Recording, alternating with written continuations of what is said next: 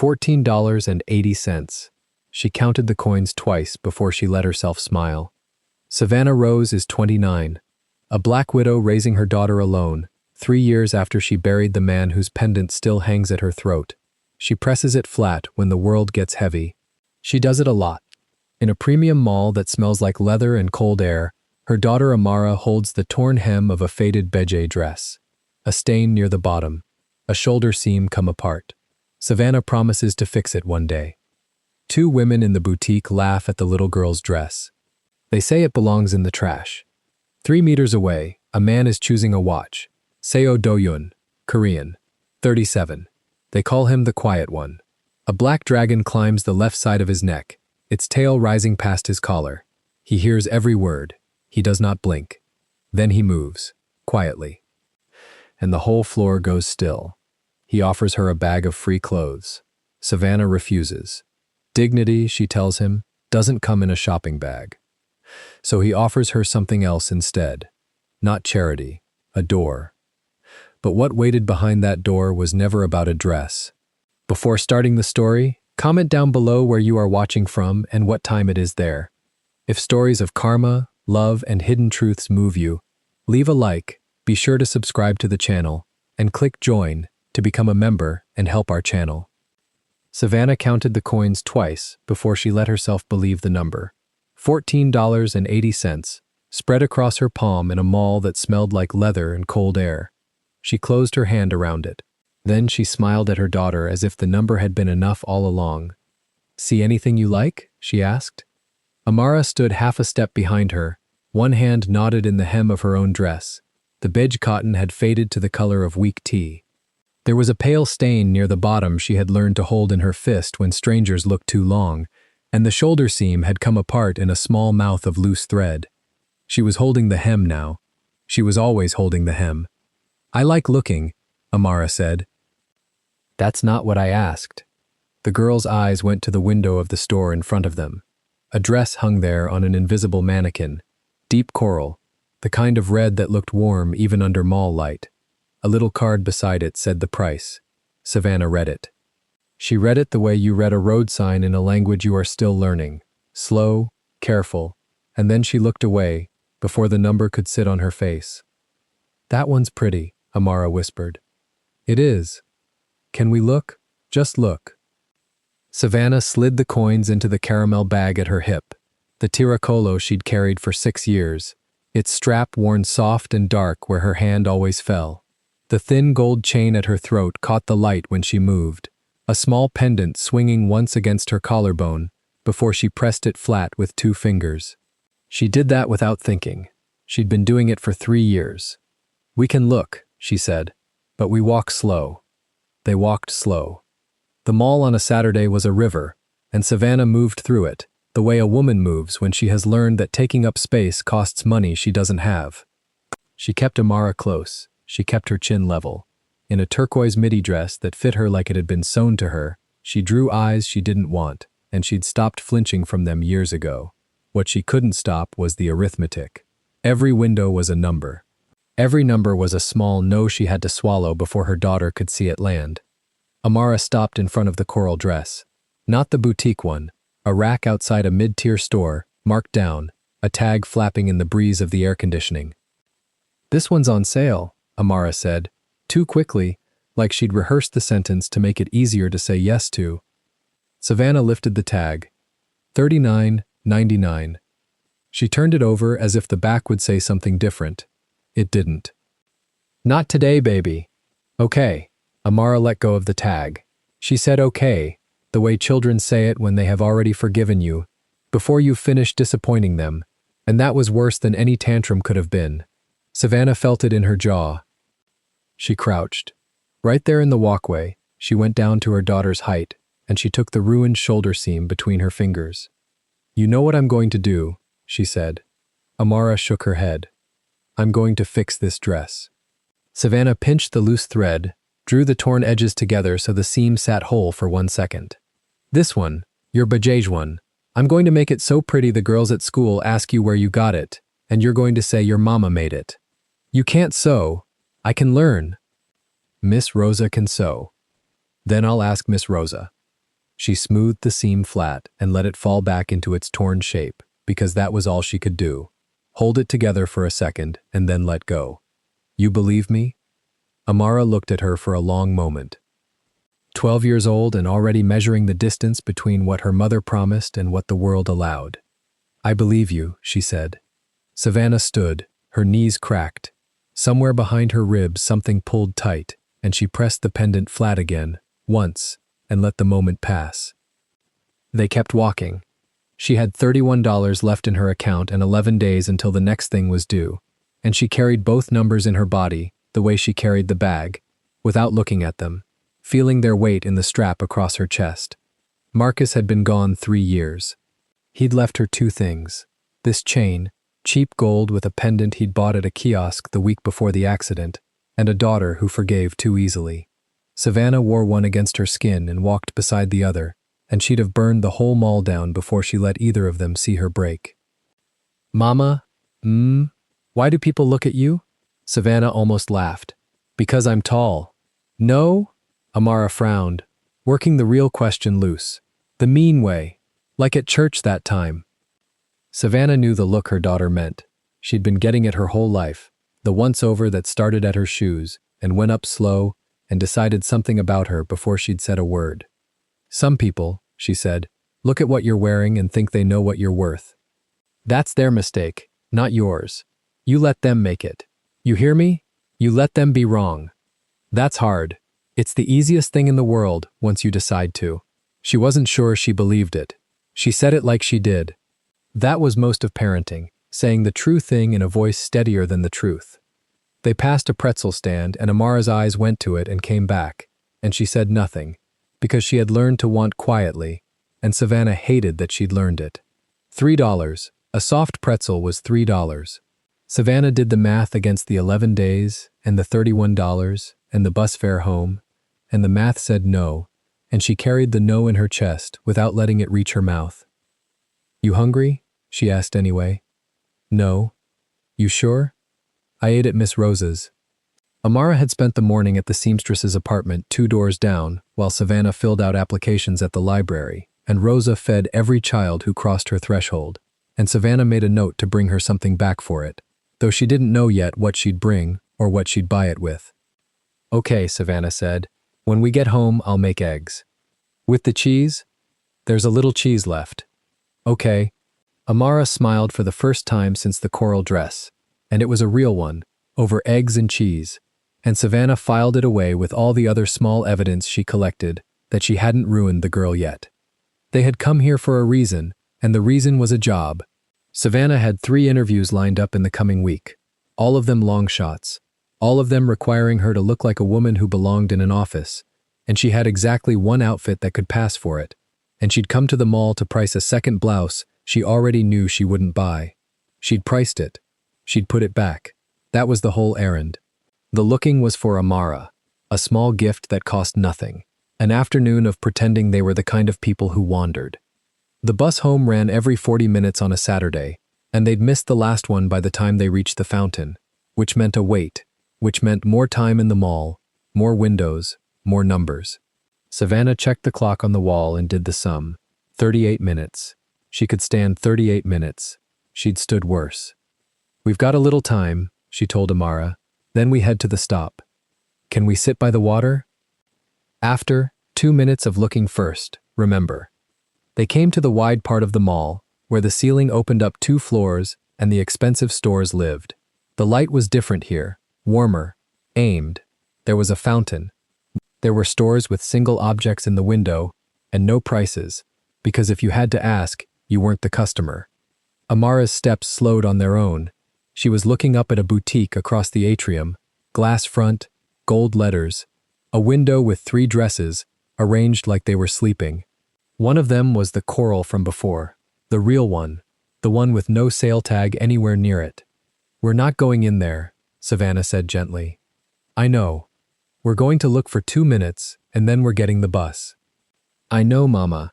But Amara had already drifted toward the glass, drawn the way children are drawn to bright things they've been told they can't have, and Savannah followed because you follow your child, and that was how they ended up standing inside the boutique at all. Just inside the door, just to look. Savannah told herself 2 minutes. She should have trusted the number that told her to leave. The store was cool and quiet and smelled like money spends, clean and faint and expensive. A saleswoman near the register glanced up. Savannah watched the glance do what those glances always did.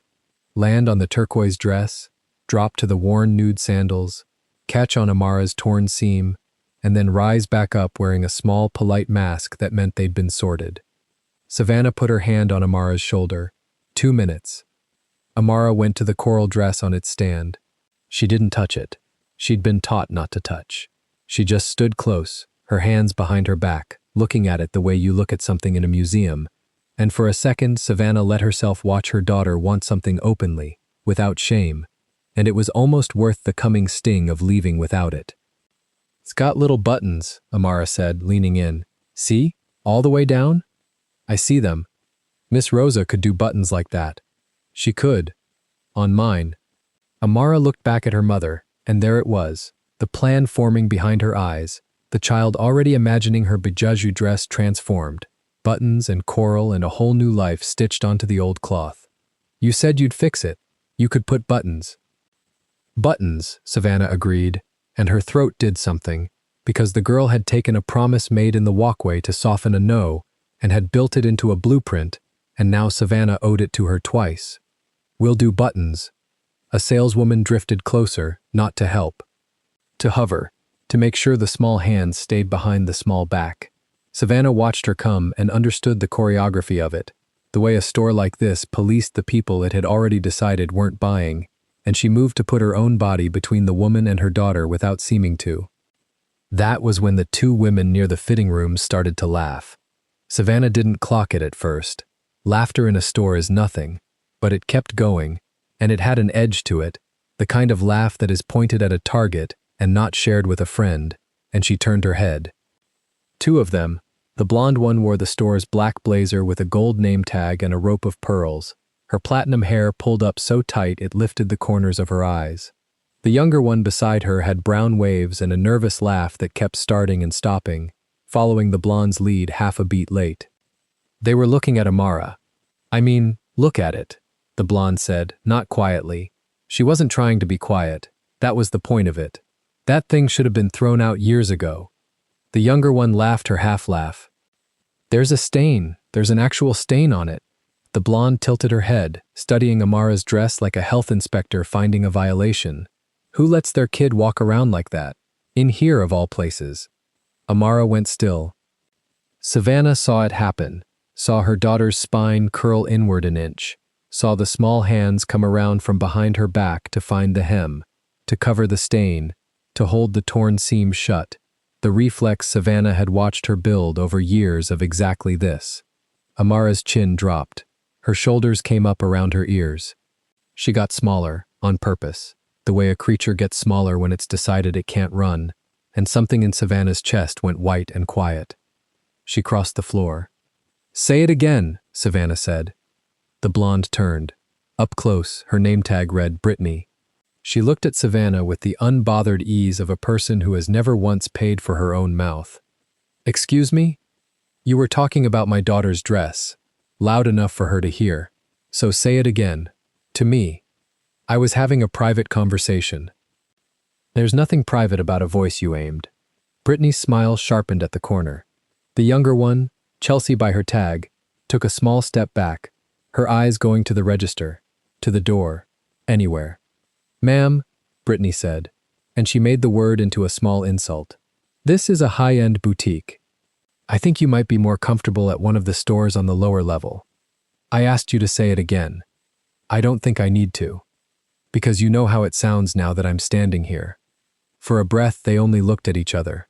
Savannah had a foot of height on the woman and used none of it, kept her hands loose at her sides, kept her weight even, because she had been in enough of these to know that the moment she raised her voice, she became the story, the angry one, the one who caused a scene, and the child in the torn dress became a footnote to her mother's temper. She had watched it happen to other women. She would not hand them the ending. "I'm not going to yell at you," Savannah said. "I know that's what you want. Somebody yells, security comes, and you get to be the victim. I'm not doing that. I'm just asking you to say the cruel thing to my face, instead of to the side of my daughter's head." Brittany's eyes did the thing then, the up and down, the appraisal, starting at Savannah's sandals and climbing, and Savannah stood inside that look and let it happen, because she had decided a long time ago to let them be wrong. But her hand had found Amara's shoulder again, and she could feel her daughter trembling under her palm, and the letting them be wrong was getting harder to hold.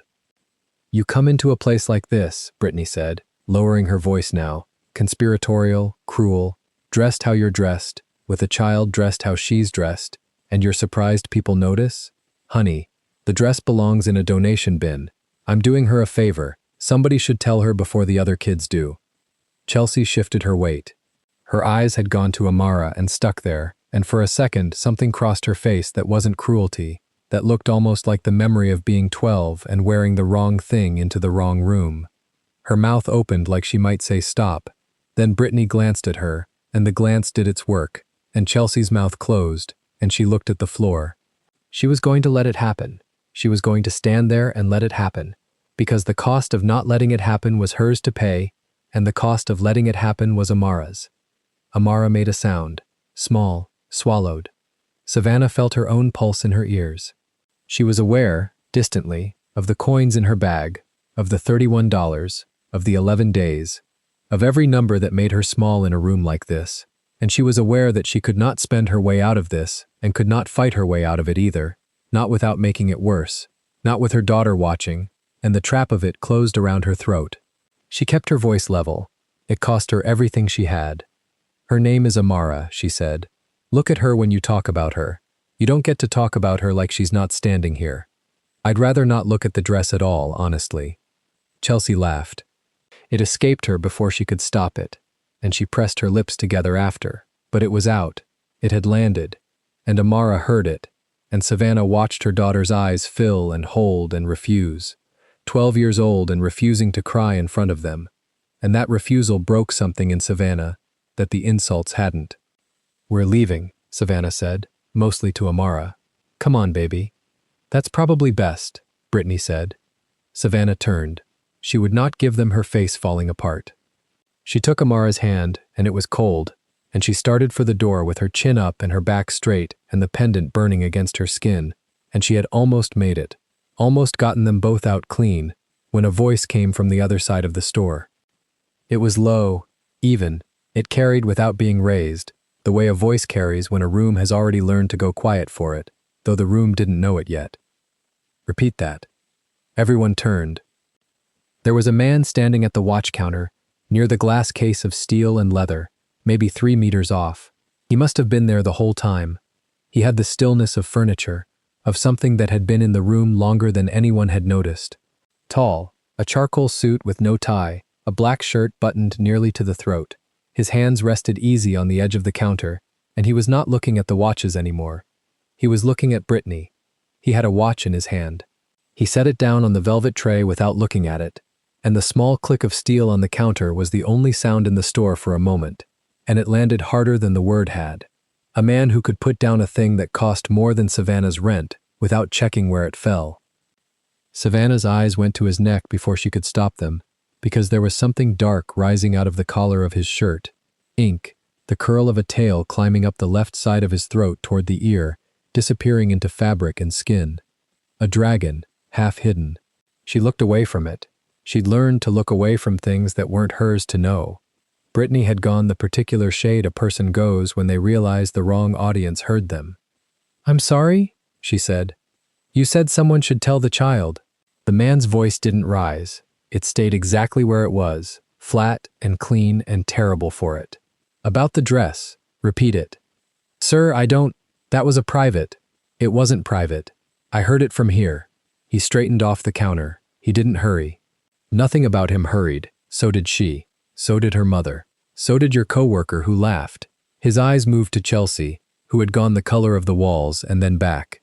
"You have a talent for making sure the right people hear the wrong things. Let's find out how far it goes." He came around the watch counter. He walked without weight, without hurry, the Oxford shoes silent on the boutique's polished floor, and the space he crossed felt longer than 3 meters because everyone in it was tracking him. He stopped a careful distance from Amara. He looked down at the dress, at the stain, at the torn seam the girl was still trying to hide, and his face gave nothing away, but he looked at it the way a man looks at evidence, not garbage. "Stand up straight," he said to Amara. It wasn't unkind.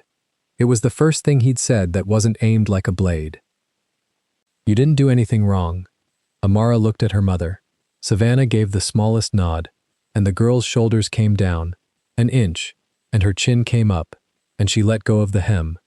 The saleswoman at the register had put down whatever she was holding. The air in the store had changed.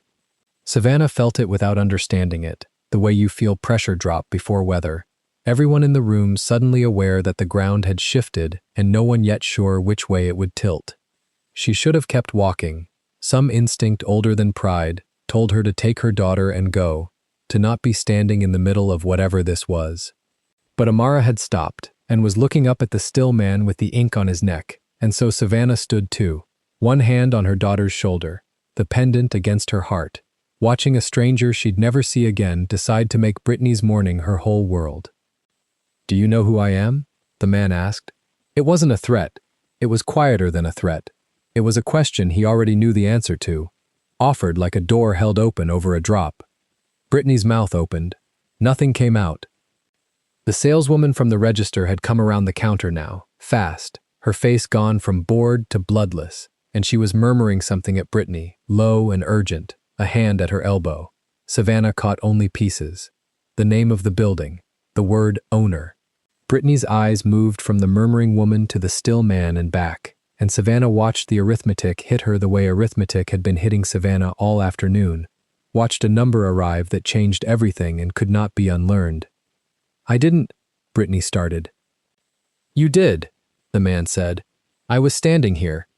Amara had gone quiet in a different way now, not the small folded-in quiet of before, but the held-breath quiet of a child, watching the ground rearrange itself in her favor and not yet trusting it.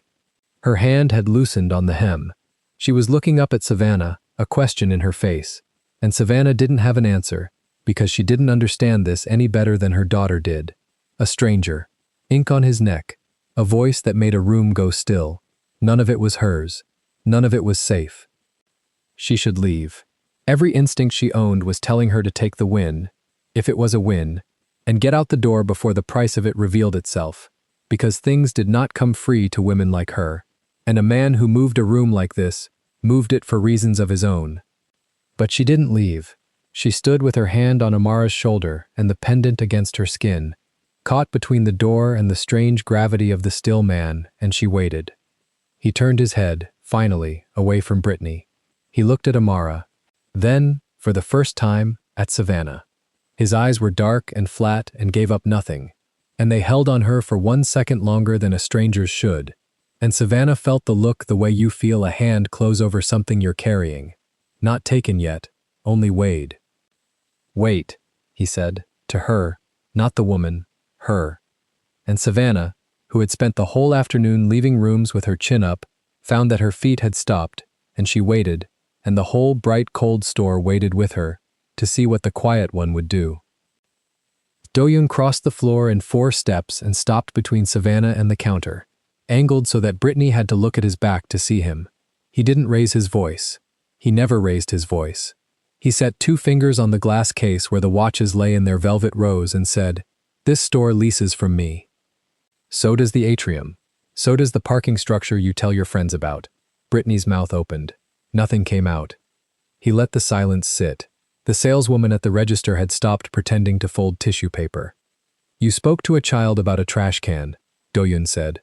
"In my building, repeat that sentence for me now, out loud." Brittany's throat moved. "I didn't. It was a joke." "It wasn't." He turned his head a fraction, enough to catch Chelsea in the edge of his attention. Chelsea flinched like she'd been named. "Both of you. Badges on the counter." The word badges landed, and Savannah felt Amara's shoulder press into her hip. She kept her hand there. She wanted to tell the man to stop, and she couldn't have said why the wanting was so strong, only that watching Brittany go white was not the thing she'd come to this mall to feel, and it was curdling into something she didn't like. Brittany didn't move for the badge. She looked at Savannah instead, and something ugly crossed her face. the calculation of a person deciding who to blame. "This is her fault," she said. "She brought that kid in here dressed like—" "Don't." Doyun didn't shout it. He said it the way you'd close a door. "You don't get to finish that." He turned fully now, away from Brittany, as if she had already been handled and filed. He looked at Savannah. Up close, his eyes were darker than the store's black shelving, and they moved across her face once, quick, reading, the way a man counts exits. The tail of the tattoo showed above his collar when he tilted his chin. "Your daughter," he said. "What's her name?" "Amara." Savannah's voice came out level. She was proud of that. "And we're leaving. I heard you the first time. The name." He crouched, the whole expensive line of him folding down to Amara's height, coat pooling on the marble. Amara went rigid. "Amara, look at me." She did, barely. "The dress you're wearing. Who made it?" Amara's eyes flicked up to her mother, then back. "My mom's gonna fix it," she whispered. "Miss Rosa's gonna help. We're doing buttons." Something moved behind Doyun's face. It was not softness. Savannah would have distrusted softness. It was more like a man hearing a number he recognized. "Buttons," he repeated. He stood. He reached into his coat. "No," Savannah said. He stopped, hand still inside the coat. "Whatever that is," she said. "No." He drew out a card, not a wallet, and that small correction, that it was only a card, made her feel foolish, and then made her angry at feeling foolish. He held it out. Creamstock, one line of black type, a phone number handwritten under the print in ink. "There's a position," he said. "Not here, not retail, corporate. Vendor reconciliation, contracts review. It's real work, and it pays real money, and it has nothing to do with what happened in this store." He kept the card extended. 3 rounds of interviews, a skills test. You'd earn it or you wouldn't. I don't decide who passes. Savannah looked at the card and didn't take it. "You don't know if I can add." "No, that's what the test is for." The corner of his mouth did something that wasn't a smile. "I know you can hold a line in a room designed to make you leave it. Most people can't. The rest I don't care about." Behind him, Brittany had finally set her badge on the counter, gold side up, and was standing there stripped-looking, arms crossed over the pearls. Chelsea was crying without sound. Savannah saw all of it and understood that this man had rearranged 4 lives in 90 seconds without lifting his hand above his waist, and that the card in front of her was cut from the same power, charity in a nicer font. "I'm not for sale," she said. "My dignity doesn't come in a shopping bag, and it doesn't come on a business card either. You want to buy off what she did to my daughter, you can't. There's no receipt for that." For the first time, the man looked genuinely interested, the way you look at a problem that didn't behave. He lowered the card. "You think this is payment," he said. "Isn't it? If I wanted to pay you, I'd have handed you money. You'd have handed it back. We'd both feel clean and nothing would change." He set the card on the glass case instead, sliding it toward her with 2 fingers, and stepped back so there was distance between her and the offer, so it wasn't a thing pushed into her hands. "That's not charity. Charity is what she—" a small motion toward Brittany without looking, "thought your daughter's dress qualified for. This is a phone number. You call it or you don't." Amara was watching the card the way she'd watched the coral dress in the window. Savannah felt that pull like a hand on her spine. "Why?" Savannah said. "Why what? Why us? You've got a building full of people who never had a bad Saturday. Why the woman with the torn hem and the kid?" He was quiet a moment. When he spoke, it was flatter, and she had the sense he was telling the truth precisely because it cost him nothing. "Because I lost a lot of money this year to people who smile like her." His eyes went to Brittany and came back. "And I've been looking for someone who counts things and doesn't look away. You just showed me you don't look away." He buttoned his coat. "The number doesn't expire. Neither does the mall. Come back whenever you want. Or don't." He nodded once, to Amara, not to her, and walked toward the escalator, and the saleswoman scrambled after him with a question about the watch he'd abandoned, and he answered without slowing, and then he was gone below the floor line, the top of his dark head sinking away like something going underwater. The store exhaled. Savannah stood there with her daughter and the card on the glass, and Brittany 6 feet away with no badge and nothing left to say. She didn't take the card. She took Amara's hand. Chelsea caught them at the door. She'd wiped her face and there was mascara in the creases under her eyes, and she stood in their path with her hands twisting the hem of her blazer, and for a second Savannah braced for more. "I'm sorry," Chelsea said, fast, low, so the register couldn't hear. I knew it was wrong. She looked back at Brittany, who stood badgeless by the counter with her arms locked over the pearls. "She's my manager. Was. I don't know what she is now." Her eyes dropped to Amara. "Your dress is pretty. The color's gonna be pretty with buttons." Amara said nothing. Savannah put a hand on the girl's shoulder and moved her past. At the threshold she stopped and looked back at Chelsea. This frightened young woman who'd done a cruel thing and hadn't been strong enough to stop it, and wasn't strong enough now to do more than apologize to a leaving back. "You knew her name the whole time," Savannah said. "You could have used it." Chelsea's chin crumpled. "I know. Then you'll do better." It wasn't forgiveness. It was closer to an instruction, the kind you give a child who might still turn out. Savannah walked out into the bright, cold corridor with her daughter's hand in hers.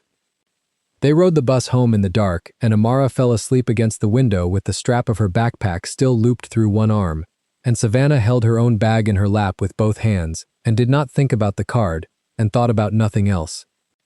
The card sat on the kitchen counter for 2 days, face down, under the electric bill. She turned it over Monday night after Amara was asleep. She'd done the math again. $31, now $26 after the pretzel and the fare card and a gallon of milk. And the math did what it always did, which was end before the month did. She had 2 interviews left that week, a receptionist job that paid $10.50, a filing job at a dentist that paid $11, and wanted 3 years of experience she'd have to shade the truth to claim. She flipped the card and looked at the handwritten number. Vendor reconciliation. Contracts review. She'd kept the books for Marcus's cousin's landscaping business for 2 years, unpaid, because someone had to, and she'd found $4,000 the cousin was quietly losing to a supplier who billed twice. She knew what reconciliation was. She knew she was good at it. That was the part that made her set the card back down and pick it up again. She wasn't afraid of the work. She was afraid of the man, and of what a man like that thought a favor bought. She called Miss Rosa instead. Rosa answered on the second ring the way she always did, television loud behind her. Savannah told her the whole thing. The store, the woman, the child, the man with the tattoo who owned the building. Rosa was quiet for a while. "He didn't touch you," Rosa said. "Didn't touch the girl. No. Didn't hand you money. Put a card on a counter. Misha." Rosa's voice had the flatness of a woman who'd lived a long time. "I have taken help from worse men for worse reasons. You have a child. Pride is a beautiful coat. It is a very thin coat in February." A pause. "Go to the interview. Not the man's interview. If the room is bad, you leave. You are very good at leaving rooms. You told me this yourself." Savannah laughed once, wet, surprised. She called the number Tuesday morning from the library, standing in the same aisle where she'd filled out the forms 3 days before. A woman answered, not a receptionist, a woman with an unhurried voice who said her name was Margaret Ellison, and that yes, they'd been told to expect her call, and no, Mr. CO would not be involved in the interviews, and that she should bring a copy of anything she'd ever reconciled, ledgers, invoices, whatever you're proud of. "I don't have anything I'm proud of," Savannah said before she could stop it. There was a small warmth on the line. "Bring the landscaping books," Margaret said. "You just told me about them without meaning to. That's the thing you're proud of. Thursday, 9 a.m. Wear whatever makes you feel like the smartest person in the room." Savannah hung up and stood in the aisle a while. Then she went home and pressed the coral-adjacent memory out of her head and took the one office outfit out of the closet and looked at it. The soft coral blazer, the white blouse, the off-white trousers she'd bought second-hand and tailored herself.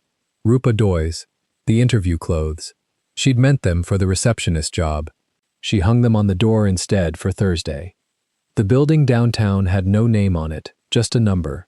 40 stories of glass. And Savannah went up in an elevator with 6 other people in better shoes and got out on a floor that smelled like nothing, which she would learn later was what money smelled like, the absence of any human smell at all. Margaret Ellison met her at reception. 50-something, gray natural hair cut close, reading glasses down her nose, a burgundy suit that fit like it had been grown on her. She looked at Savannah over the glasses for a full 3 seconds before she smiled, and the smile was earned, not given. "You brought the books," Margaret said, seeing the folder. "You told me to. Half of them don't listen." She turned. "Come on. I'm the only friend you'll make today, and I'm not even that yet." The first interview was Margaret and a man from contracts who asked her to find the error in a sample invoice sheet, and Savannah found it in 90 seconds, and then found the second one they'd hidden to see if she'd stop at the first. The man wrote something down. The second interview, an hour later, was 2 people from operations who asked her about conflict, about the worst thing a coworker ever did to her, and she thought about Brittany and the store, and said instead a boring true story about a woman who took credit for her spreadsheet at the landscaping job, and how she'd handled it quietly, and kept the receipts, and let the work speak. They liked, kept the receipts. She saw them like it. Nobody said Seo. Nobody said the man's name. Twice she waited for it, braced for it, for the moment someone would lean in and say, "We know about the mall. We know why you're really here." And it never came. By the third round, a week later, a timed practical test in a small room with a laptop and a stack of vendor contracts and a reconciliation she had 4 hours to complete, she'd almost forgotten it was his building. Almost. Because in the third hour of the test, matching line items across 90 pages of contracts, she found something that wasn't part of the test. The exercise was clean, deliberately messy data she was supposed to tidy, errors planted to grade her eye. She tidied it. She caught the planted errors, all 6, and flagged them in the column they'd left for her. But underneath the planted mess was real data. Real vendor names, real contract numbers, real dollar figures, left in because scrubbing them fully would have taken someone an afternoon, and this was only a test. And in the real data, threaded through 3 vendors she'd never heard of, the numbers didn't close. Not by much. That was the thing. An amateur salts a fraud with big round thefts. This was small, a services contract billed at a rate 2% above the schedule, a logistics vendor invoicing for a warehouse that appeared in one document and vanished in the next, a consulting fee that recurred monthly against a project that had a start date and no scope. 3 threads, each one nothing. Together, when she ran the totals in the margin of her scratch paper because she couldn't help herself, something over 6 figures a quarter, walking quietly out a side door nobody watched. She sat back. The test timer said 51 minutes left. Her hands had gone cold.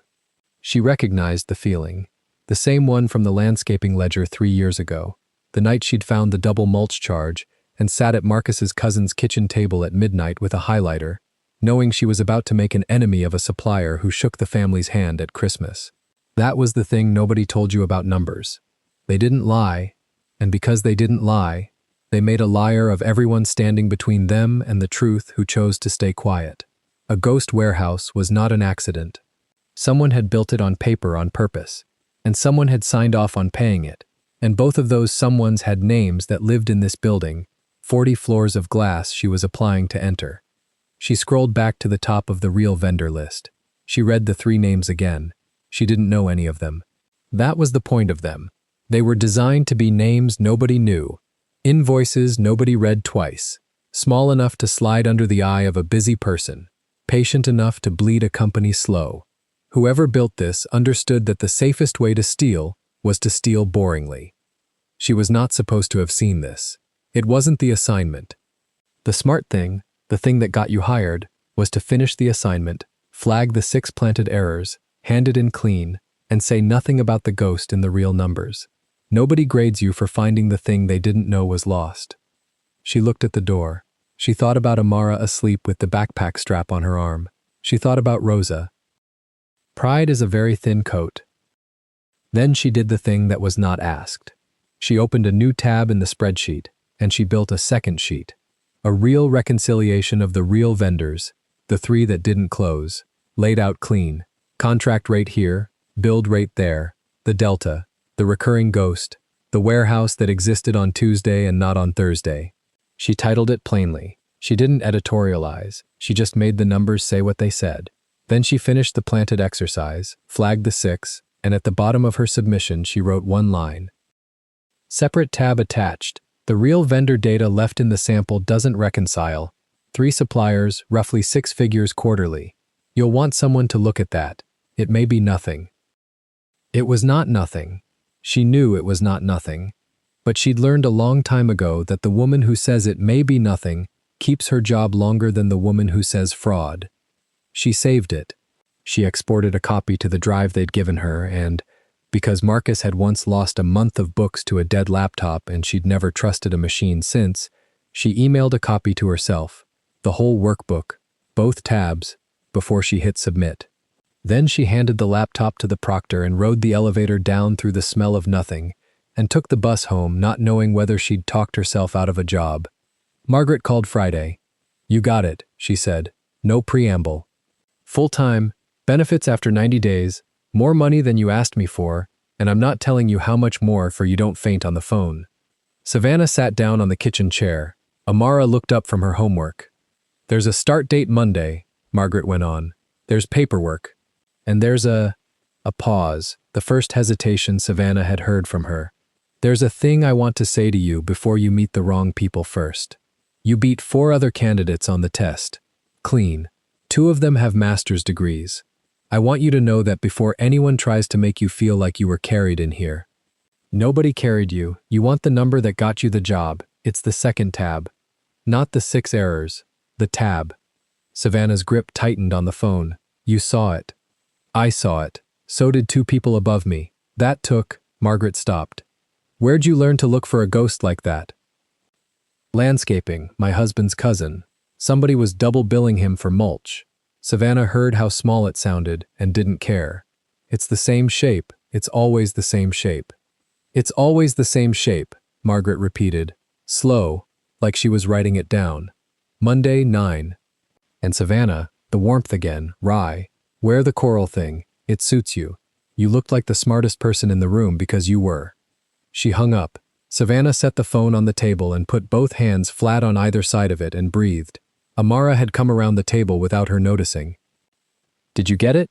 Amara said. "I got it, baby." Amara didn't cheer. She was 12 and careful, the way children of thin months learn to be careful with good news, holding it at arm's length in case it bit. "Is it the man's building?" she said. "From the store."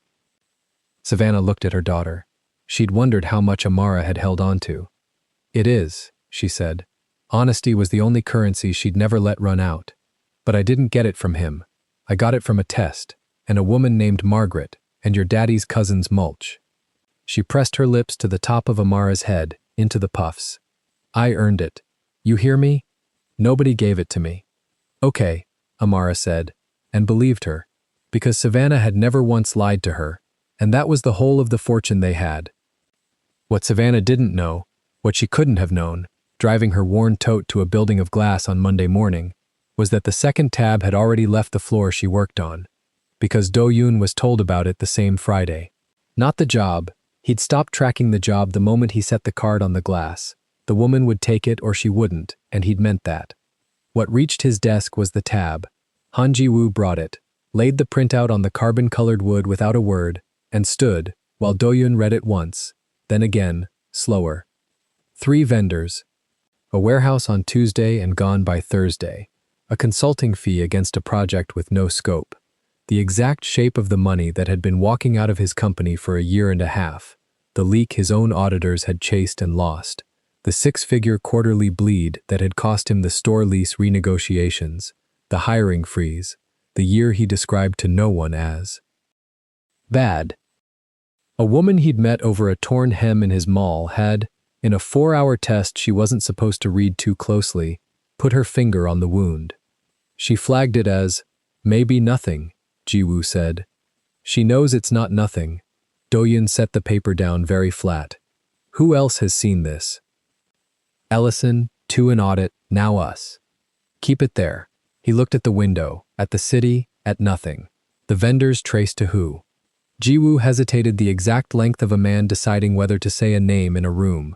"We're still pulling it, but 2 of the 3 route through procurement, and procurement reports up through Choi." Do-yoon's hand went still on the paper. For a long moment he looked at the woman's name printed in the corner of the printout. The new hire, the dress store woman, the one who wouldn't take a card off a glass case. He had offered her a room because she held a line. He had not expected the line to run straight through his own house. She doesn't know what she found, Jiwoo said. She flagged it and moved on. She knows exactly what she found. Doyun turned the page face down, slow, deliberate, the way a man covers a card he doesn't want the table to read.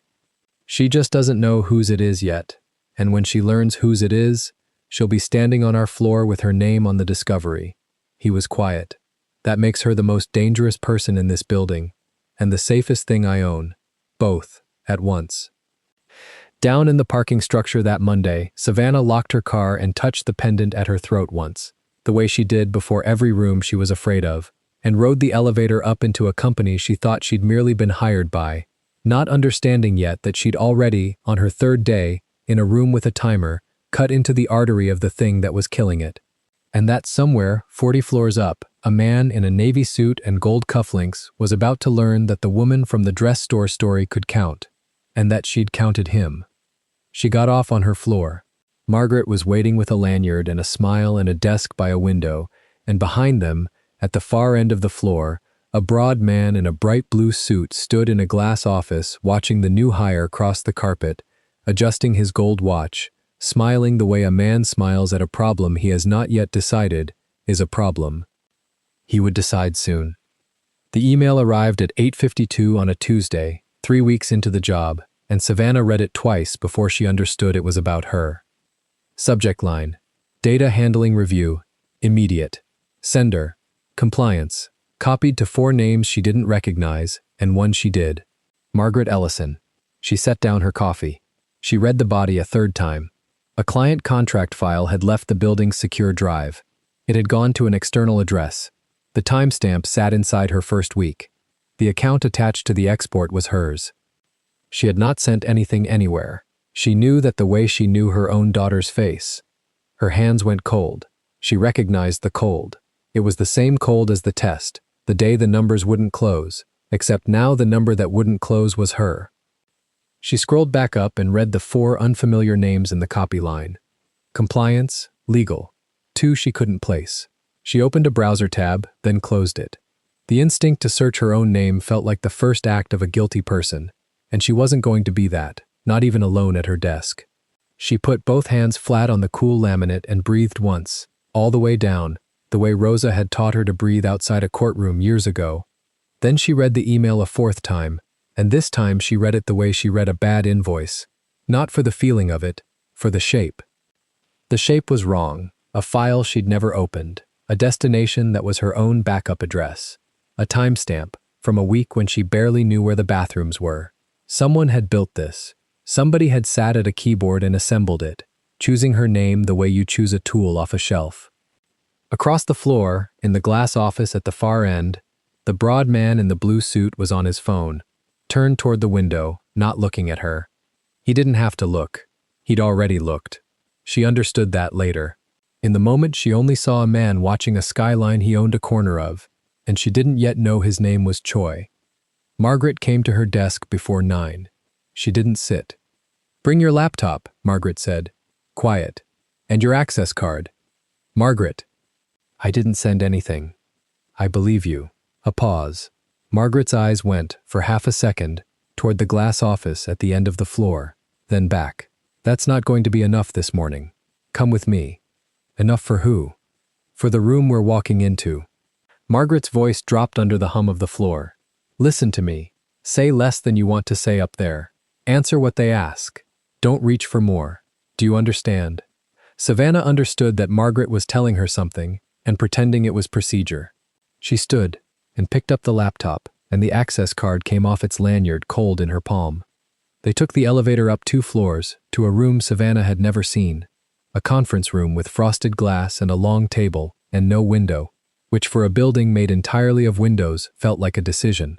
2 men from compliance were already seated, a woman with a legal pad, and Choi, standing at the head of the table with his jacket buttoned, gold at his wrist, smiling the way people smile at funerals they arranged. "Ms. Rose," he said, "thank you for coming up. Please, sit." She sat. She put the pendant between 2 fingers under the table where no one could see, and she pressed it once, and she let it go. "There's a record. One of the compliance men began. He turned a monitor toward her. This file. Vendor Master, 3rd quarter. It was exported from the secure environment on the 14th to a personal email account. The environment logs the account credential used. He tapped the screen. Her name, her login, the little green timestamp that didn't care whether she remembered it or not. I never touched that file, she said. You had access to it during your skills assessment, the second man said. Not unkind, just building a wall, brick at a time. You were given the vendor set for the exercise.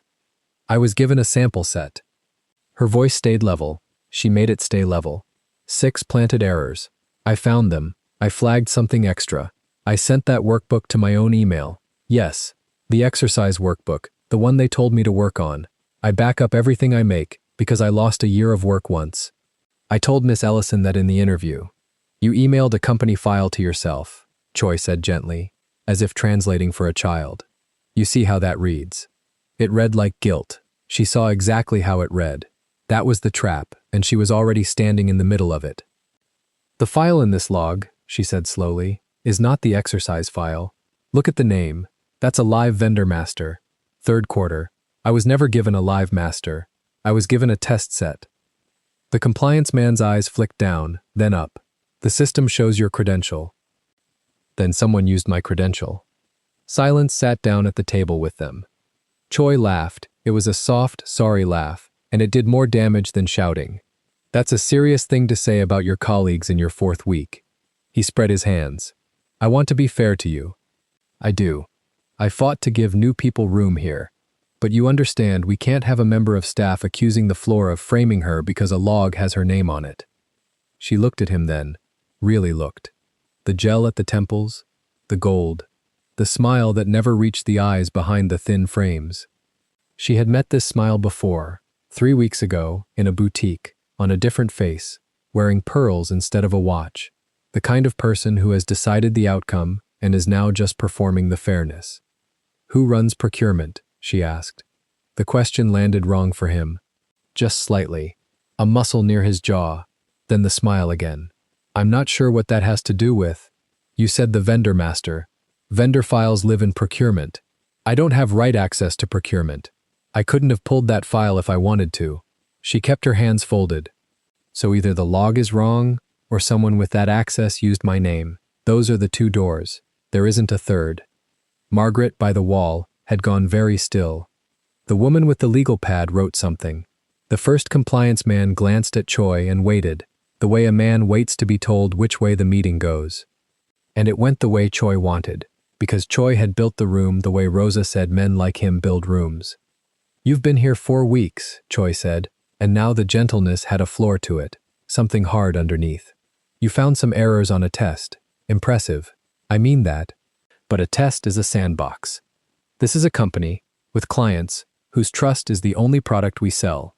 When a file leaves the building, we don't get to hold a debate about who feels wronged. We act. That's not personal. That's the job.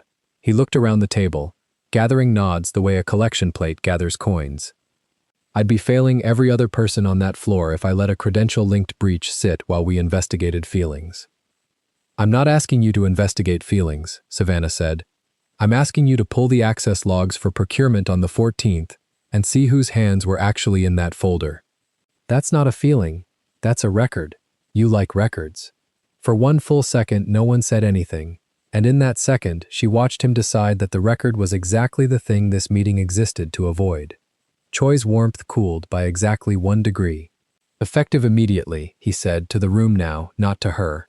Ms. Rose is suspended pending the outcome of this review. Access revoked. She'll be escorted out. Standard process. He turned to her, and the warmth came back on like a light switch. This isn't a punishment, it's a pause. If you're right, you'll be back at your desk in a week. She knew she would not be back at her desk in a week. She knew it the way she'd known the email was about her. My card, she said, and slid it across the table herself, because she would not let a stranger's hand take it off her. They walked her back down. Not Margaret, a man from security she'd nodded to every morning, who wouldn't meet her eyes now. He waited while she took her coffee cup, and a photo of Amara she kept by the monitor, and a spare pair of shoes from under the desk. The floor watched, not openly. That was worse. 30 people finding sudden deep interest in their screens while a woman packed a paper bag. She'd worn the coral blazer that morning. Margaret had told her to wear the coral thing on the first day, and she'd kept wearing it, because it made her feel like the version of herself that had earned the chair. Now it just felt loud. At the far end, through the glass, the man in the blue suit had turned from the window. He watched her pack. He didn't smile now. There was no audience worth it. He just watched, the way a man checks that a thing he set in motion is moving. She met his eyes once across the whole length of the floor. He didn't look away, neither did she. Then the security man cleared his throat, and she picked up the bag. She held it against her chest in the elevator and pressed the pendant through the fabric and rode down 40 floors past all that glass. Outside, the noon light hit flat and hard off the pavement. She stood on the sidewalk with the paper bag and didn't know which direction was the bus. For a second, she genuinely didn't know. The city rearranged itself around her, and none of it was hers. She did not cry on the street. She'd made a rule about that a long time ago, standing outside a hospital 3 years back with a bag of a different man's things. You get one room to fall apart in, and it is never a public one. She got on the bus. She rode it the wrong way for 2 stops before she caught herself and crossed and rode it back. A woman across the aisle had a lanyard just like the one they'd taken, and Savannah looked at it the whole way and then looked at her own empty hands and made herself stop. Miss Rosa opened the door before she knocked, the way she always did, fita metrica around her neck, glasses on their chain. She took one look at Savannah's face and at the paper bag and stepped aside without a word and put the kettle on. That was the thing about Rosa. She didn't ask you to explain yourself before she'd fed you. They said I stole a file, Savannah said, finally, to the kitchen table. They walked me out. Everybody watched. Rosa set down tea. Did you? No.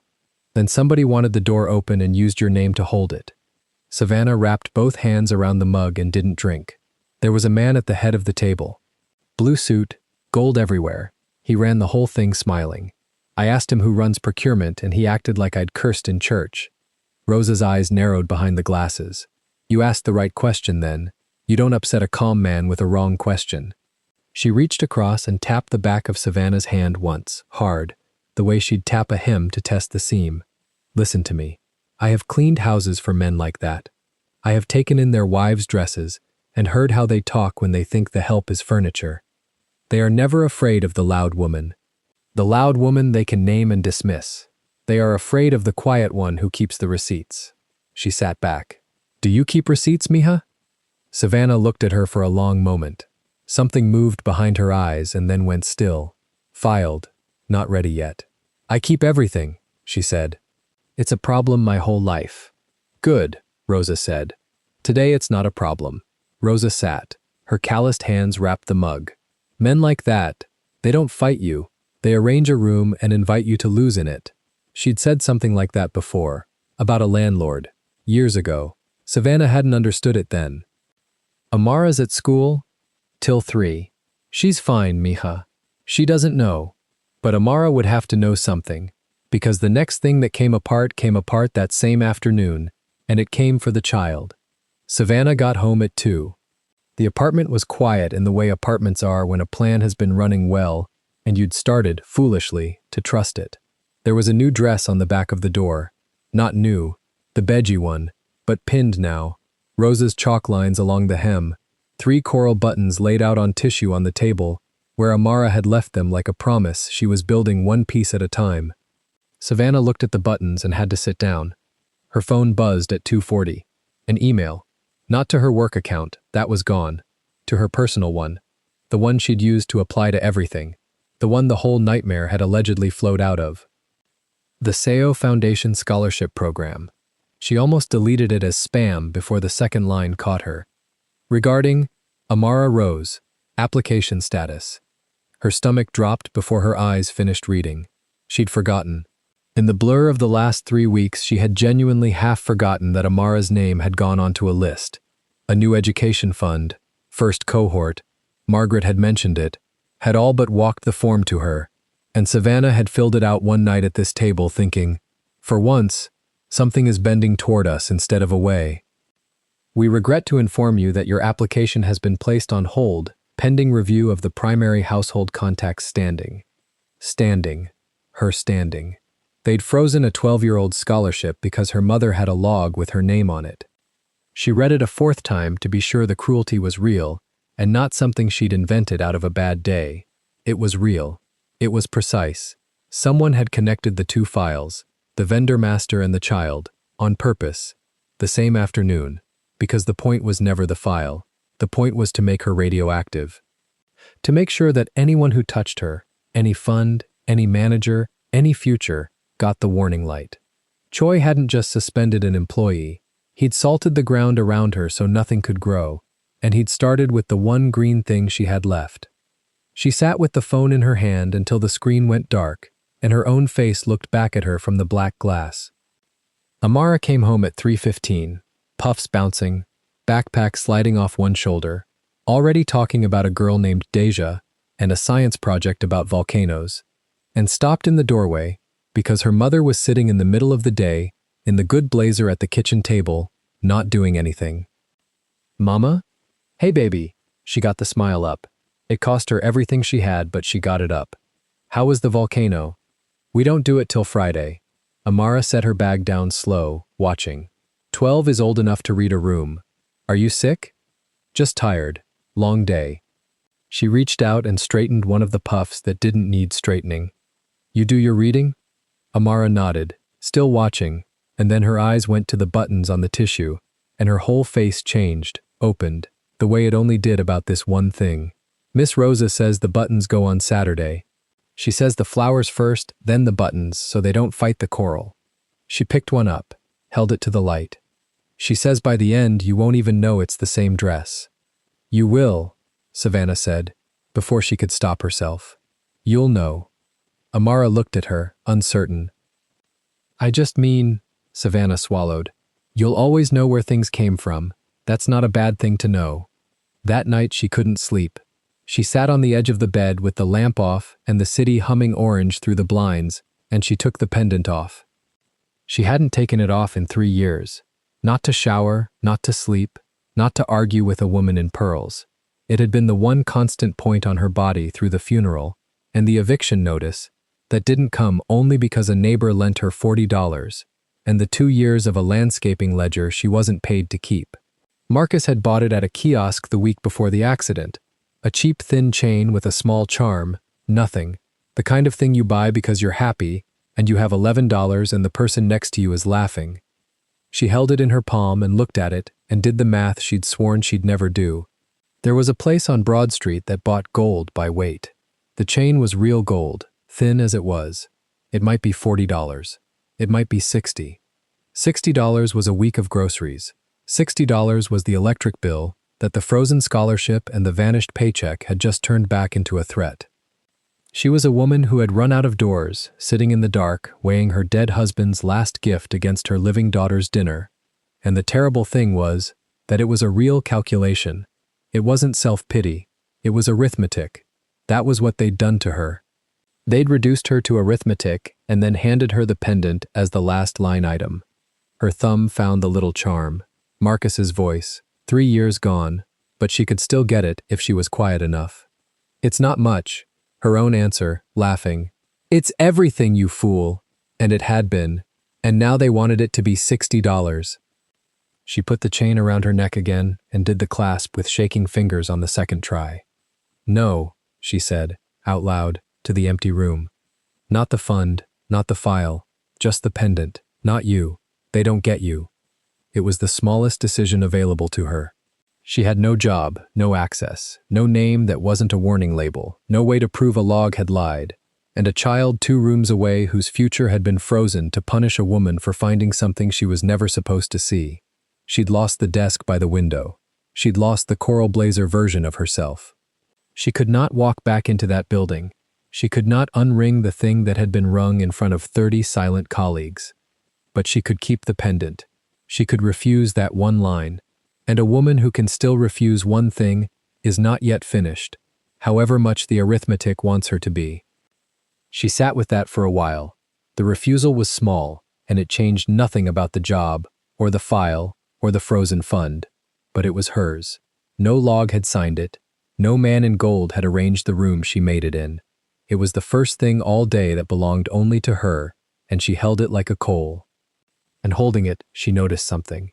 The refusal had a shape too. It was the same shape as keeping receipts. It was the same instinct that made her back up a workbook and photograph a paycheck stub and write down the odometer on a landscaping truck that wasn't hers to worry about. She did not let true things disappear. It was not a virtue. It was closer to a compulsion, born the day a laptop died and took a year of a dead man's records into the dark with it. But tonight the compulsion looked less like a wound and more like a tool. She got up. She turned the lamp on. She got the laptop off the shelf, her own laptop, the cheap one, not the company one they'd taken. She opened her personal email, the one they'd tried to make into the murder weapon, and she scrolled down past the scholarship rejection, down past 3 weeks of onboarding threads, down to the 14th, her first week, to a message she'd sent herself at 4:51 in the afternoon, with the subject line she'd typed, without thinking much of it, Assessment Workbook, Backup. The attachment was still there, 2 tabs, the 6 planted errors on one, and on the other, the thing she'd built because no one asked her to. 3 vendors whose numbers didn't close, a warehouse that appeared in one document and vanished in another, a consulting fee against a project with no scope, roughly 6 figures a quarter, bleeding out somewhere she wasn't cleared to look. She had it. She had had it the whole time. It had been sitting in her own inbox while they walked her past 30 desks with a paper bag, while they froze her daughter's name, while she sat in the dark pricing a dead man's gift.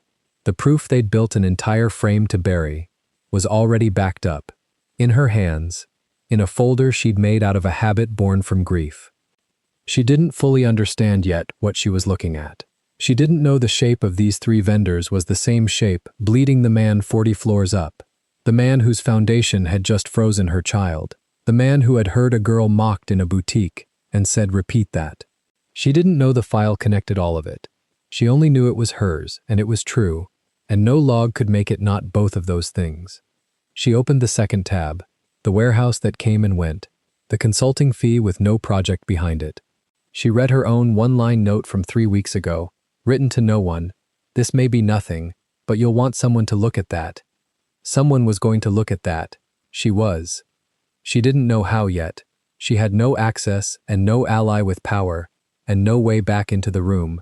But she made a copy of the file, then another, on a drive. Then she emailed it to Miss Rosa's son's address, a man she'd met twice, because 2 backups had once saved her, and 3 was better, and she was never, ever going to be the woman holding the only copy again. Down the hall, Amara slept with one arm off the bed, the reform dress hanging on the door above her, coral buttons waiting on the table for Saturday. Savannah sat in the lamplight with the true thing glowing on the screen and the pendant back where it belonged against her chest, and for the first time since 8:52 that morning, her hands were steady. The building thought it had walked her out. It had walked her out carrying the one file it had spent a year and a half failing to find. Savannah was awake before the alarm she no longer needed. There was no shift to catch, no elevator, no badge. She lay still and listened to the pipes tick in the wall and did the only work available to her, which was to think about what she now held. The laptop sat closed on the kitchen table where she'd left it at 3 in the morning. The workbook lived in 4 places. Her drive, her inbox, a folder synced to the cheap machine in front of her, the son of a woman 2 doors down. She had spread it thin on purpose. A file in one hand was a file someone could take. A file in 5 hands was a fact. She got up. She made Amara's toast. She braided the 2 puffs and tied the ribbons and packed the navy backpack with the volcano poster rolled and taped so it wouldn't crease. She said nothing about work. Amara asked why she was home, and Savannah said the building was doing something to the floor and they'd sent everyone away for a few days, which was almost a sentence with truth in it. Amara left at 7:40. Savannah watched her to the corner. Then she came back inside and opened the laptop. The suspension email was still there at the top of the personal inbox, forwarded from the work account before they killed her access. She read it again, not for the sting but for the shape. Pending review. 2 words that did a lot of work. They meant a clock she could not see. They meant a room she was not invited to. Deciding whether she got a room again. She opened the workbook beside it. 2 tabs. The 6 planted errors she'd found in the test. and the other one. The 3 vendors that did not close. She hadn't touched the numbers since that first night. She touched them now. 2% over contract, every line. A warehouse in one document, gone in the next. A consulting fee against a project with no scope. She'd written it as a stranger 3 weeks ago. Careful, no verdict, just the arithmetic and one soft line at the bottom. She read that line now, and it read differently. It read like a door she'd been standing in front of without knowing there was a room behind it. She still could not see the room. She saw the money leaving. She could not see whose pocket it was leaving toward. That was the thing about the shape. You could hold the whole shape of a theft and not hold the name. She needed the name. The phone rang at 9 on the dot. Margaret Ellison. Savannah answered on the first ring and made herself sit down before she spoke. "You're home," Margaret said. Not a question. A confirmation that the escort had been logged, the badge collected, the seat cleared. "I am. I have 2 minutes, and I'm using a phone that isn't mine." A pause. Savannah heard a door click somewhere on Margaret's end. "Say less than you want to. Just answer." "All right? Did you send the vendor master to your email on the 14th? No. Did you have right access to procurement? No. Do you have anything from the assessment, the exercise workbook, anything they gave you to work on?" Savannah looked at the screen. At the second tab, her hand went flat on the table beside the laptop, the way it went flat when she was about to do something she couldn't take back. "I have the workbook I built during the test," she said. "The one I mailed myself as backup. I told you I would in the interview. You said bring the landscaping books. I bring everything." The line went quiet, not dead, held. "Margaret?" "I'm here." Something had changed in the voice. Careful had become something with a weight under it. "The workbook you built, does it have... Is there a second sheet on it?" Savannah's chest did a slow, cold thing. "How do you know about a second sheet?" Another quiet. Longer. "Because the second sheet is why you were hired," Margaret said. "And I think it's why you were walked out. And those 2 things being the same thing is not an accident, and I am not going to say another word on a phone. Do you understand me?" "Yes. Don't send it to anyone. Don't post it. Don't be clever. You keep it exactly where it is and you don't touch it." A breath. "Can you get downtown at noon?" Not the building. The coffee place on the ground floor of the parking structure across the street. The one nobody in the building would be caught in. "I can get there." "Wear the coral thing," Margaret said. And it wasn't about clothes, it was about the woman she wanted walking in the door. Then the line ended. Savannah sat with the dial tone. She had asked how Margaret knew about the second sheet, and Margaret had answered by telling her the second sheet was the reason for all of it. Which meant the second sheet was not nothing. Which meant the thing she'd found by accident, by refusing to leave a mess in the data, by the same reflex that made her keep receipts, was the center of the whole machine. She still did not have the name. She closed the laptop. She did not take it. A file in 4 hands, and she would walk in with none of them, so that no hand across a table could reach for it. She was early. She was always early. She took the seat with its back to the wall and its face to the door, and she watched the glass building across the street do nothing, 40 floors of it, catching the noon light and giving none of it back. Margaret came in at 7 past. Out of the Bordeaux suit, into a gray coat that made her ordinary, a woman getting coffee. She sat without ceremony and put a folded piece of paper on the table under her hand and did not slide it over yet. "You didn't bring the file," Margaret said. "No." "Good." The first thing that looked like approval had crossed her face in a week. "You brought your head. Better. Tell me what you couldn't tell me on the phone." Margaret turned her cup a quarter and left it. 3 weeks ago, 2 people above me read the second sheet on your assessment. I was 1 layer under them, so I saw it move but not where it landed. I know it went up. All the way up. To a desk I don't get to walk into. Her eyes stayed level. The next thing that happened, 3 weeks later, was a data handling flag with your name on it and a suspension I was told about, not asked about. Compliance doesn't move that fast on its own. Somebody made it move. Choi, Savannah said the name and watched it land. The man at the head of the table, the blue suit. Margaret's cup went still under her fingers. "You do know his name," Savannah said. "I know his name. Everyone knows his name.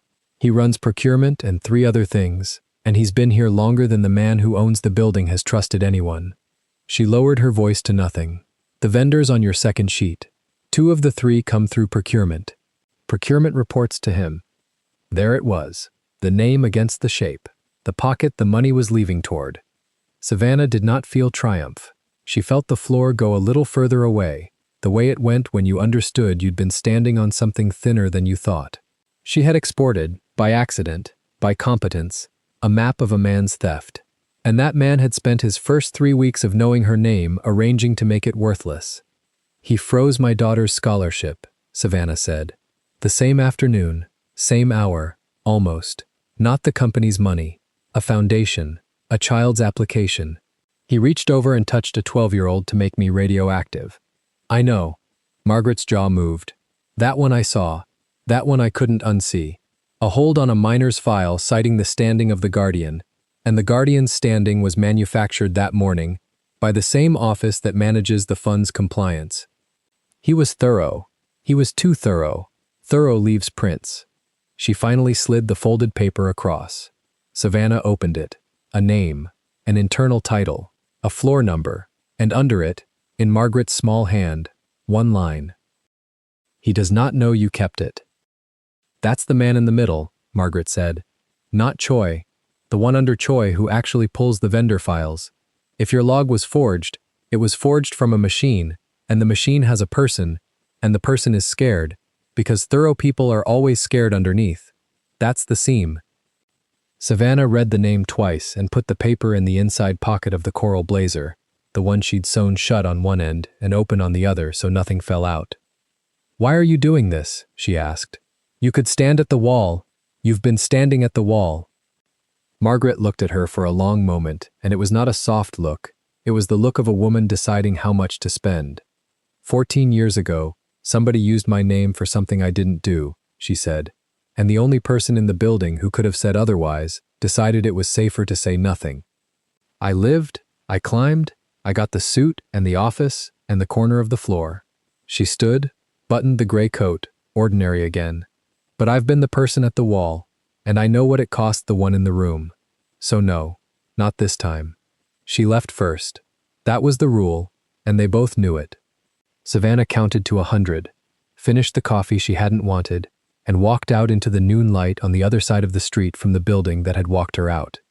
She rode the bus home with the folded paper against her ribs and did the arithmetic she'd been avoiding. She had 11 days of nothing when the money ran out, and the money had run out early because the salary that was supposed to land had not landed, and the scholarship that was supposed to carry the rest of the year was frozen under a lie. $26 in the account. A gallon of milk and a fare card and a pretzel a lifetime ago had made it 26, and 26 did not stretch across a termination. But she'd done arithmetic like this before. She'd done it in a shop window, with $14 in coins in her fist, and a girl holding the hem of a dress she couldn't fix that day. She knew the difference between money you didn't have and a decision you did. The money was a wall. The decision was a door in the wall. You could stand at the wall and count what you didn't have until you died there, or you could find the seam and put the pin exactly where the seam had to hold. She had the seam now, a name, a door he used, a boss who would drown him. She got off 2 stops early on purpose and walked the rest, because walking was where she thought best, and by the time she reached her block, she'd stopped seeing the wall at all.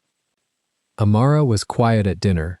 Savannah noticed the way you notice a draft, from the skin in. The volcano went okay? It erupted. Amara pushed a green bean. Deja's dad came to school today. To pick her up, in the middle. She said it lightly, the way children lay a heavy thing down and pretend it's light. Everybody's dad came to the science thing, except... Savannah put her fork down. Baby, it's fine. Amara looked at the reformed dress hanging on the closet door across the room, the beige cotton pinned with chalk, the 3 coral buttons still in tissue on the dresser, the flowers Rosa had promised first. Is my scholarship still real? The question came out of nowhere, and out of everywhere. Savannah had not said one word about the hold. Children heard the pipes tick in the wall too. Why do you ask me that? Because you keep looking at the mail like it's going to bite you. 12 years old and reading the room like a ledger. And you're home, and you told me it was the floor, and the floor was a story. Savannah could have kept the story. She had gotten good, over 3 years, at keeping stories that protected her daughter from the size of things. But the girl had looked at the mail and known. "Some men at the building told a lie about me," she said, "to make it look like I did something I didn't do.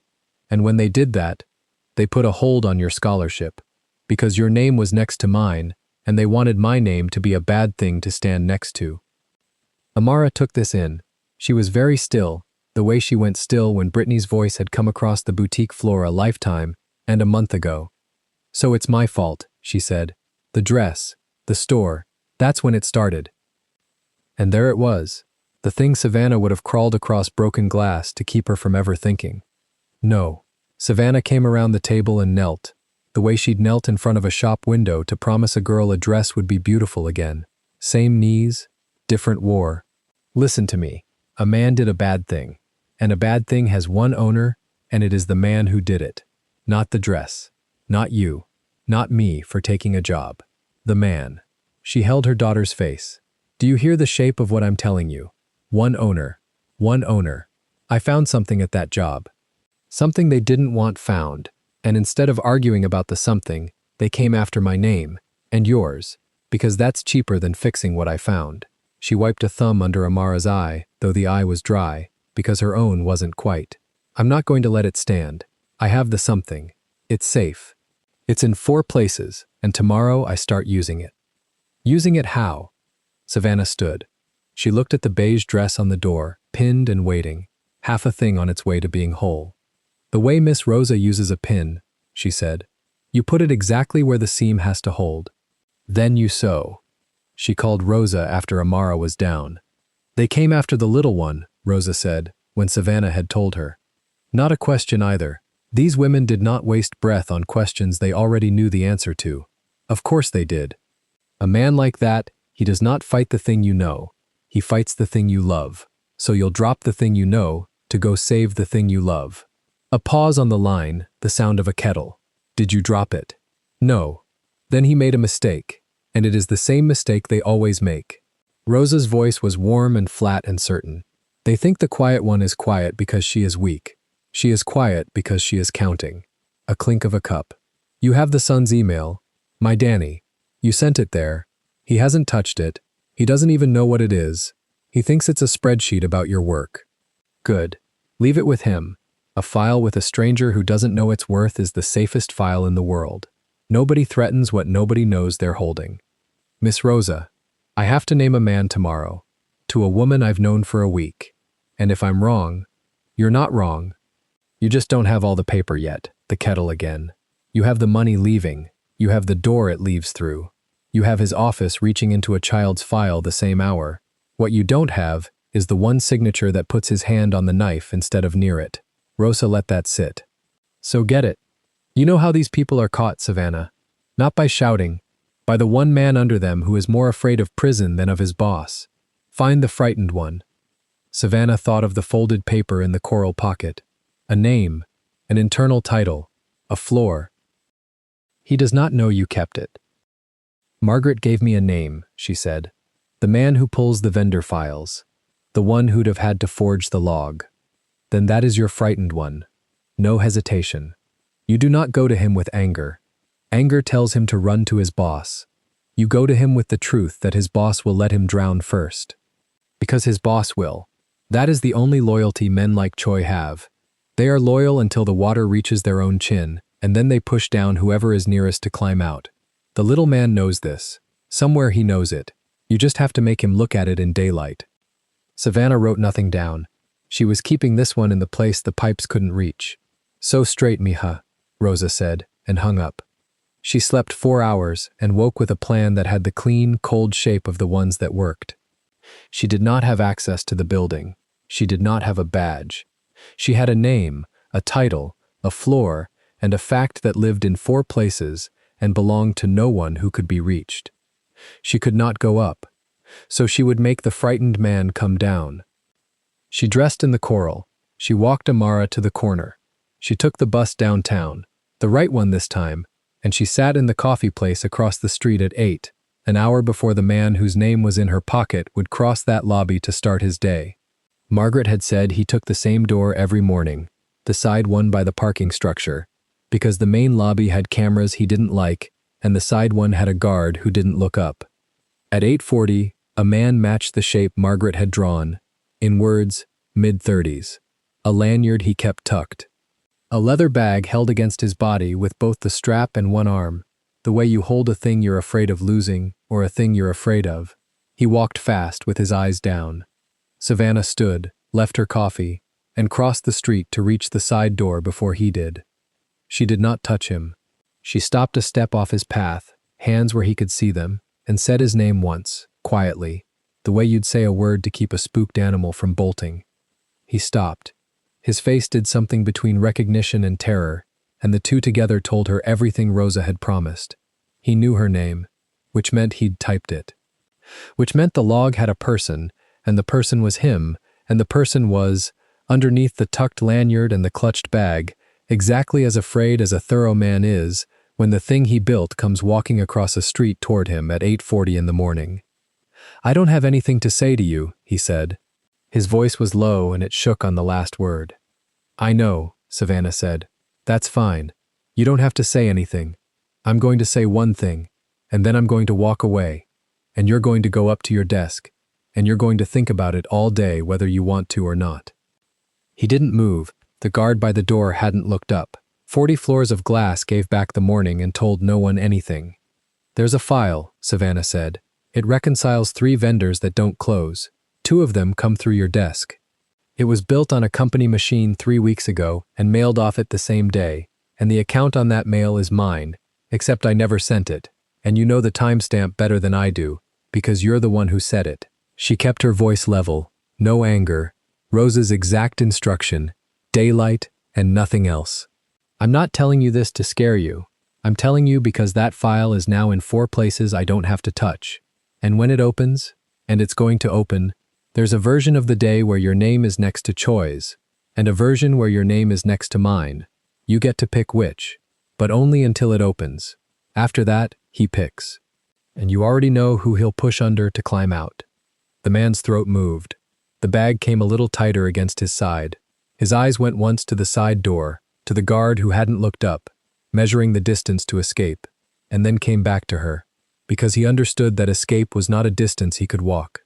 The file didn't live in the building. It lived in a place his badge couldn't reach.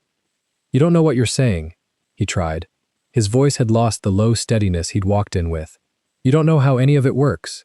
It isn't one signature. It's 20 steps and I'm one of them.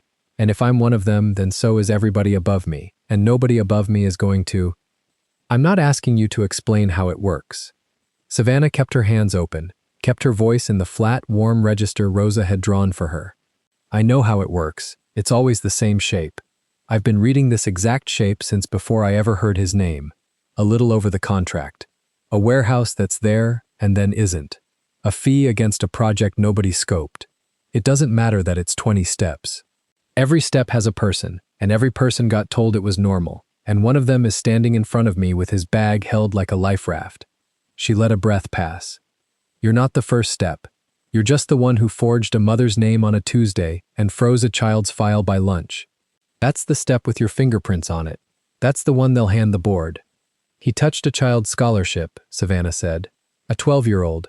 The same hour he touched me. That's the man you're drowning for." She took one step back, hands still open. "You have my daughter's name in a file you froze on his order. You know how to reach me. You have until it opens." She turned and walked. She did not look back, because looking back was for people who weren't sure, and she was, for the first time in 9 days, absolutely sure of exactly one thing. She was halfway across the street when her phone buzzed. Not the man. It could not have been the man. There hadn't been time. She looked anyway. It was Margaret. 3 words. "Come back now." Then, a second buzz, before Savannah could even react to the first. "They're moving to terminate you today. 10 a.m., boards involved," Choi called it himself. Savannah stopped in the middle of the crosswalk. The light changed. A car waited without honking.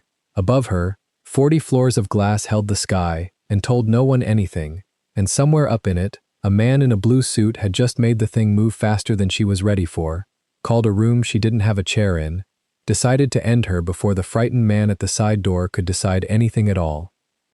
10 a.m., 2 hours. A board, a file in 4 places, and a daughter's name in a 5th, and no badge, no access, no chair. She looked up at the building that thought it had walked her out. Then she looked at the side door, where a thorough, frightened man was disappearing into a lobby with a bag held too tight, carrying the only signature that could put a hand on a knife instead of near it, and running out of daylight to decide which name he'd stand next to. Then I don't wait for it to open, Savannah said, to no one, to the glass. I open it. She crossed the rest of the street, toward the door. The badge reader turned red. Savannah held her thumb on the plate a second longer than she needed to, the way you press a doorbell in a house you already know is empty. It read again, a small tone, polite and final. The turnstile stayed locked. She stepped back. The lobby was all glass and morning, and it moved around her without touching her. Men with lanyards, a woman balancing 3 coffees, a courier signing something at the desk. Nobody looked. That was the thing about a building like this. It swallowed you and kept walking.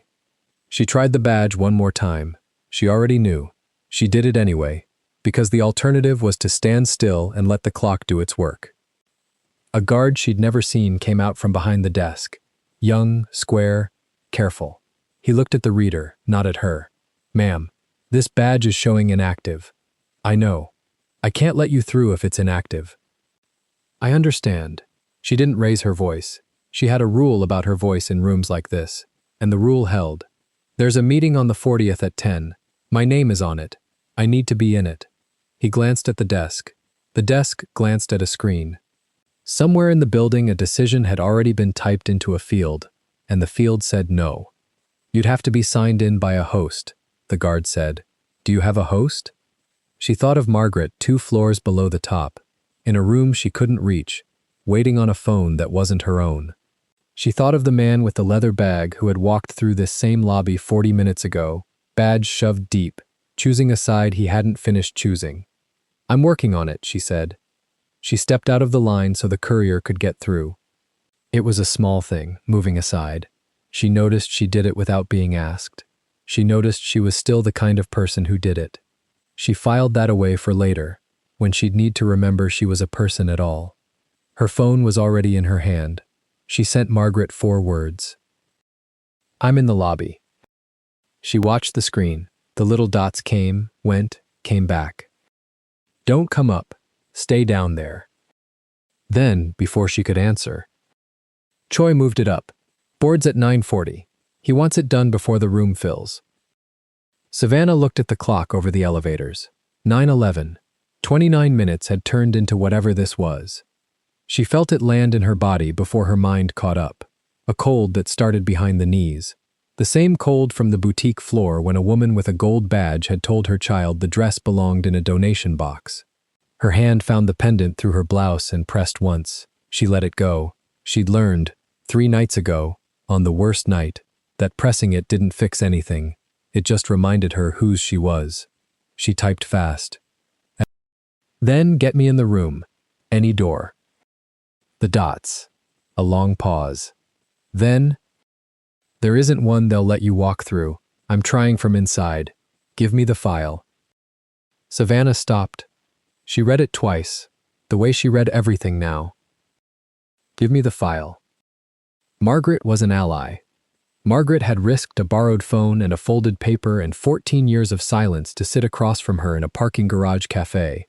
And still, Savannah's whole spine went still at those 4 words, because she had made herself one promise on the worst night, standing in a kitchen with a cheap laptop and a pendant she'd almost sold. Never again the woman with the only copy. She wasn't going to be the woman who handed her only leverage through a phone into a building she couldn't enter. It's already safe. She wrote, 4 places. You don't need to carry it. You need to get me a chair. The dots came, then nothing. Then, understood, working it. The guard was still watching her, not unkindly. A second guard had drifted over, older, the kind who'd learned to read the temperature of a lobby. 2 guards for 1 woman who wasn't shouting. She understood the arithmetic of that too. She was a problem they'd been warned about before she arrived. Somebody upstairs had made sure of it. She moved to the wall, out of the flow, and made herself breathe. 9:14. She did the thing she always did when the walls came in. She counted what was true. Her account had $26 in it. Her salary had not landed. The scholarship, Amara's scholarship, the one with her daughter's name typed neat in the first cohort, was frozen, held on the standing of a woman a building's worth of people had been told was a thief. She had 11 days before $26 became a different kind of number. And she had a workbook in 4 places that a man in a blue suit was about to make it impossible for anyone to want to open. That was the true list.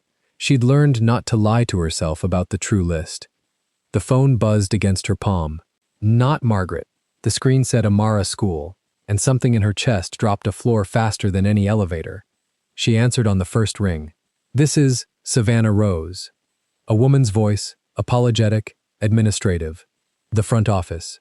There was a form for the enrichment program, the one tied to the outside scholarship, and it had come back flagged in the district system, and they needed a guardian to come in and, the woman chose her words carefully, confirm some information about the sponsoring foundation, since the status changed. Changed how? It's showing as suspended on our end. The children in the cohort were told this morning it's on pause. A breath. Amara asked me if she still got to keep her spot. I didn't know what to tell her, so I said I'd call her mother. Savannah stood in the marble lobby of a 40-story building with a red badge reader behind her and a locked meeting above her, and for 1 second the whole thing, the man in blue, the false log, the escort, the frozen account, narrowed down to a 12-year-old in a front office asking a stranger whether she still got to keep her spot. "Tell her yes," Savannah said. Her voice did not shake. She made sure of it.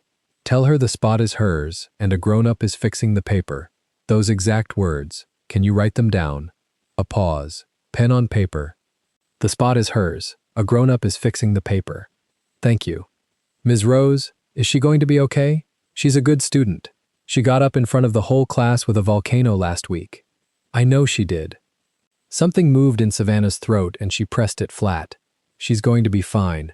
I'm the one fixing the paper." She hung up before the woman could hear the second sentence cost her anything. She stood there and let it be what it was for exactly 1 breath.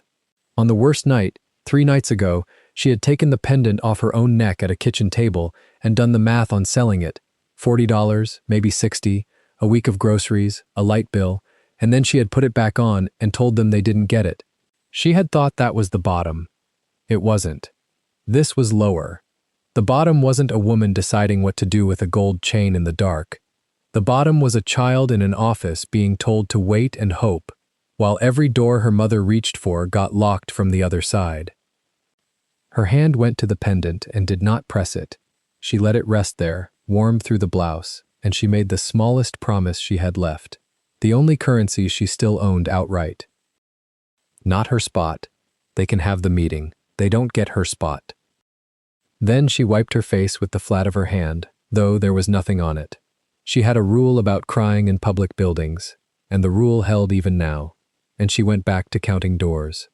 But she'd learned something else too, from Rosa, on the phone, the night she almost tore the chain off her own neck.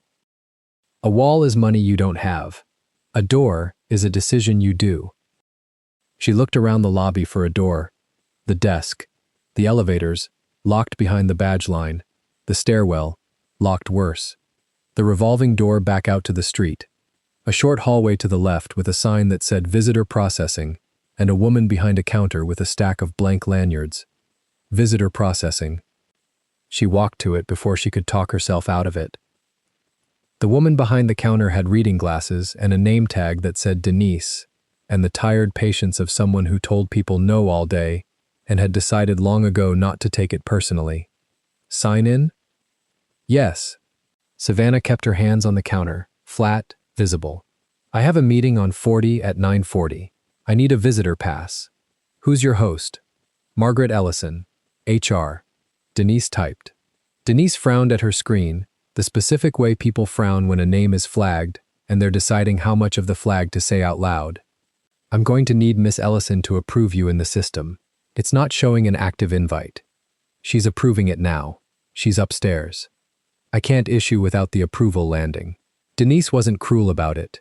She turned the screen a half inch, not enough to show anything, just enough to say, "See, it's not me, it's the box. Soon as it lands, you're through in 30 seconds. Savannah nodded. She'd been on the other side of a box like that. She knew the box didn't care. She texted Margaret. Visitor desk. Denise. Approve me in. She watched the phone. 9:19. The dots didn't come. Then they did. Can't. My approval rights on that floor were pulled 20 minutes ago. He's cleaning the board off before he walks in. Savannah read it standing at the counter with Denise waiting and a lanyard 6 inches from her hand and a locked building between her and the only room that mattered. She felt the floor tilt the way it had tilted 3 days ago on a curb at noon when she hadn't known which way the bus went. Choi hadn't just moved the meeting. He'd cut the rope she was climbing while she climbed it. Every hand she reached for, he was busy loosening one floor above. She put the phone face down on the counter. Denise watched her do it and said, gentler, "Honey, is somebody keeping you out on purpose?" Savannah looked up. It was the first time in the lobby anyone had looked at her like a person instead of a flag. "Yes," she said. Denise held her eyes a second. Then she looked back at her screen, and something moved behind her face, some old private math about the difference between the rules and the box. "I can't override an approval," she said, slow. "That's true, but a delivery going up to a floor doesn't need an approval. It needs a signature at the receiving desk. Different door." Savannah went very still. "You'd need something to deliver," Denise said, to the screen, not to her. "And you'd need the receiving floor to sign for it. 40th's got a receiving desk off the freight side. Ellison can't approve you into the meeting. Can she sign for a package?" "She can sign for a package," Savannah said. "Then you're not a visitor." Denise slid a clipboard across, a courier manifest, the kind of form that lived in a different rulebook than the one keeping her out. "You're a courier. Fill in the recipient. Freight elevators around the corner, past the mailroom. They'll want a badge, but a courier badge is temporary and it comes off this desk, not off HR's system." She was already pulling a different lanyard, a gray one, a nothing one. "It only goes to the receiving floor, not into any room. You understand me? It gets you off the ground. That's all it does. It gets you off the ground." Off the floor she'd been dumped on, it wasn't the room. It was one wall between her and the room instead of 40. "I understand you," Savannah said, and meant it more than she'd meant anything all morning. She wrote her own name in the recipient field. She was delivering herself. She almost laughed at it, and the almost laugh was closer to something breaking than to anything funny, and she pushed it back down where it belonged. 9:24. Denise clipped the gray badge to a lanyard and held it a beat before she let go. "Whatever they said you did," she said, "you don't stand like somebody who did it." "I didn't." "I know. I've watched a lot of people sign this desk." She let go of the badge. "Go on. Package waits on nobody." Savannah texted Margaret with her thumb already moving toward the freight corridor. "Coming up the freight side as a courier. Sign for a delivery on 40 receiving. Recipient's me." A pause, then Margaret. "That's clever. Go. I'll be at receiving. Hurry. They're already gathering." The freight corridor was a different building behind the glass one. Concrete, scuffed, honest. A man in coveralls pushed a cart of water cooler jugs and didn't look twice at a woman in a coral blazer, with a gray badge and no package. Because down here, nobody's story was your business. The temporary badge blinked green at the freight reader. Green. She'd forgotten what green felt like. A small mercy she didn't trust and used anyway. The freight elevator was slow, and it stopped at floors she didn't want and let coveralls on and off. And every stop was a minute, and she watched the number climb. 14, 19, 26. With her heart doing the thing it did before interview rooms. The thing the pendant used to quiet. She didn't touch the pendant now. Her hands were full of the manifest and the badge and the phone, and maybe that was the point. Maybe your hands can only carry so much fear when they're busy carrying the thing that gets you up. She checked the time between floors. 9:27. 9:28. The math was cruel and simple. 9:40 was the vote. The freight car stopped for a man loading boxes on 29, and she stood with her back straight and her manifest against her chest and counted his boxes so she wouldn't count the minutes. 6 boxes. He took his time. Every building in the world moved slowest for the person who needed it fastest, and she had stopped expecting otherwise. She thought about the 4 hand-picked heads at the top of this shaft. She thought about a statement of cause with her name in it, being read aloud in a voice she'd only heard once, in a windowless room, deciding she was a pause and not a punishment. A man like that didn't need the whole board. He needed a quorum of the convinced, and a clock nobody stopped. He'd built the room the way Rosa said men like him built rooms, arranged so you lost inside it, and then he'd made sure she couldn't get to the room at all. But he'd made one mistake, and she was riding it up a freight shaft. He'd thought about every door a woman like her would knock on. The HR door, the compliance door, the visitor door. He'd locked all of them from above. He had not thought about the door that opens for water, because a man in a bright suit and gold at his wrist has never once in his life wondered how the water gets to the table. 31, 34, 38. At 38, the doors opened on a man she knew. The subordinate. Choi's man. The one from the parking garage side door. The one whose name was on Margaret's folded paper. The one whose thumb had set a timestamp on a file under her login. He had the leather bag still clamped under his arm. He was waiting for the freight elevator on 38, with the look of a man taking the back way out of his own life. He saw her. His whole face did the thing faces do when the thing you're running from is standing in the elevator you called. Neither of them moved for a second. The coveralls between them studied his jugs. "You," the man said, barely a word. "Going up," Savannah said. "You going down?" He looked at the down arrow he'd pressed. He looked at the up car he'd gotten. He didn't get on. He stood in the doorway with his hand on the rubber bumper so the doors couldn't close, and she understood that he was standing in the exact place he'd been standing metaphorically for 3 weeks. 1 foot in, 1 foot out, letting the doors bruise his arm because choosing was worse than the bruise. "They're going to end you at 9:40, he said, low, fast, like confessing. He moved it. "He's not even letting the whole board in, just the ones who'll sign fast." "I know. You shouldn't be here." "I signed for a package." She held up the gray badge. "It's me. Somebody has to receive me." She let that sit. "You know what happens to the man who set the timestamp, once the ones who sign fast have signed. You're not the first step, mister." She didn't say his name. She gave it back to him as a gift he could still keep clean. "You know the shape of it. He signs the fast ones. Then, he needs the water to be somebody's fault. It's going to be the nearest name. Whose name is nearest?" His hand shook against the rubber bumper. The doors nudged his arm and retreated. Nudged and retreated. "It's 20 steps, he whispered. "It was never a signature. It's 20 little—" "It's 1 timestamp," she said. "Yours is 1. That's all a board needs. 1 thumb they can see." The coveralls, sensing weather, said, "You two going up or what?" The subordinate looked at the down arrow one more time. Then he took his hand off the door and stepped back into the 38th floor and let it close between them without getting on either car. He hadn't chosen up, he hadn't chosen down, but he'd let her keep going. That was a kind of choice, and she'd take the kind she could get. The doors shut on his gray face. 39, 40. The freight doors opened on a receiving dock. Pallet wrap, a scale, a desk, and Margaret Ellison standing at it in a Bordeaux suit with a clipboard she must have grabbed off the wall, playing a receiving clerk for the length of one signature, her reading glasses down her nose, her jaw set like a woman 14 years overdue for a fight she'd decided to have.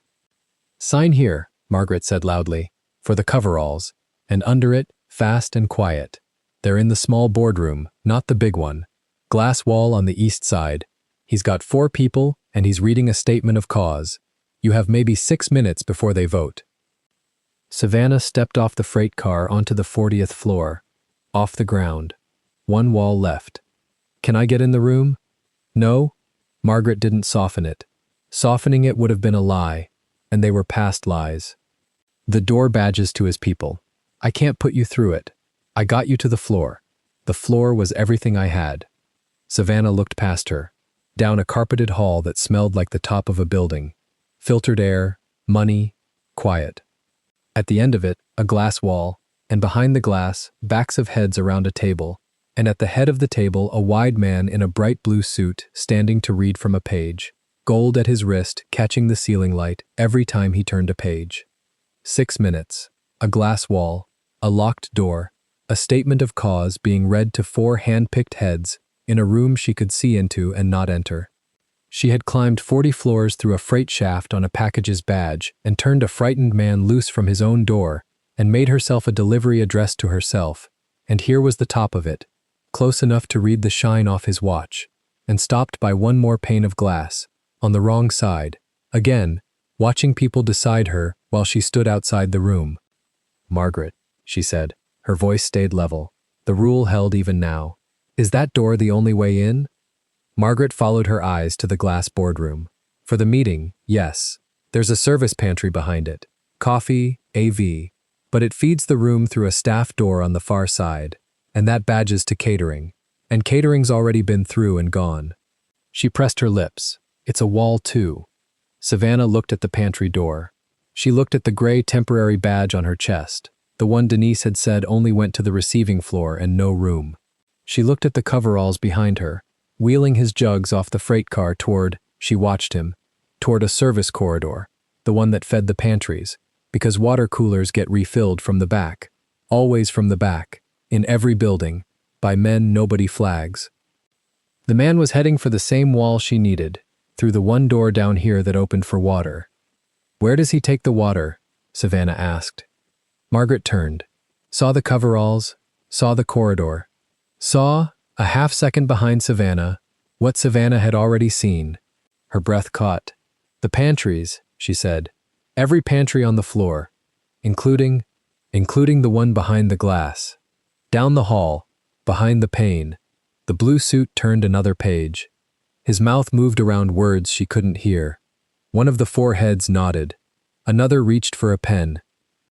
Savannah was already moving toward the water cart, the gray badge on her chest, the workbook safe in 4 places she didn't have to carry, $26 in the bank, and a frozen scholarship with her daughter's name on it, and a statement of cause being read about a thing she never did. Moving toward the one door in the building that opened, not for a visitor, not for an employee, not for a courier, but for the man who brought the water. The pen came down toward the page behind the glass. She didn't run. Running gets you stopped.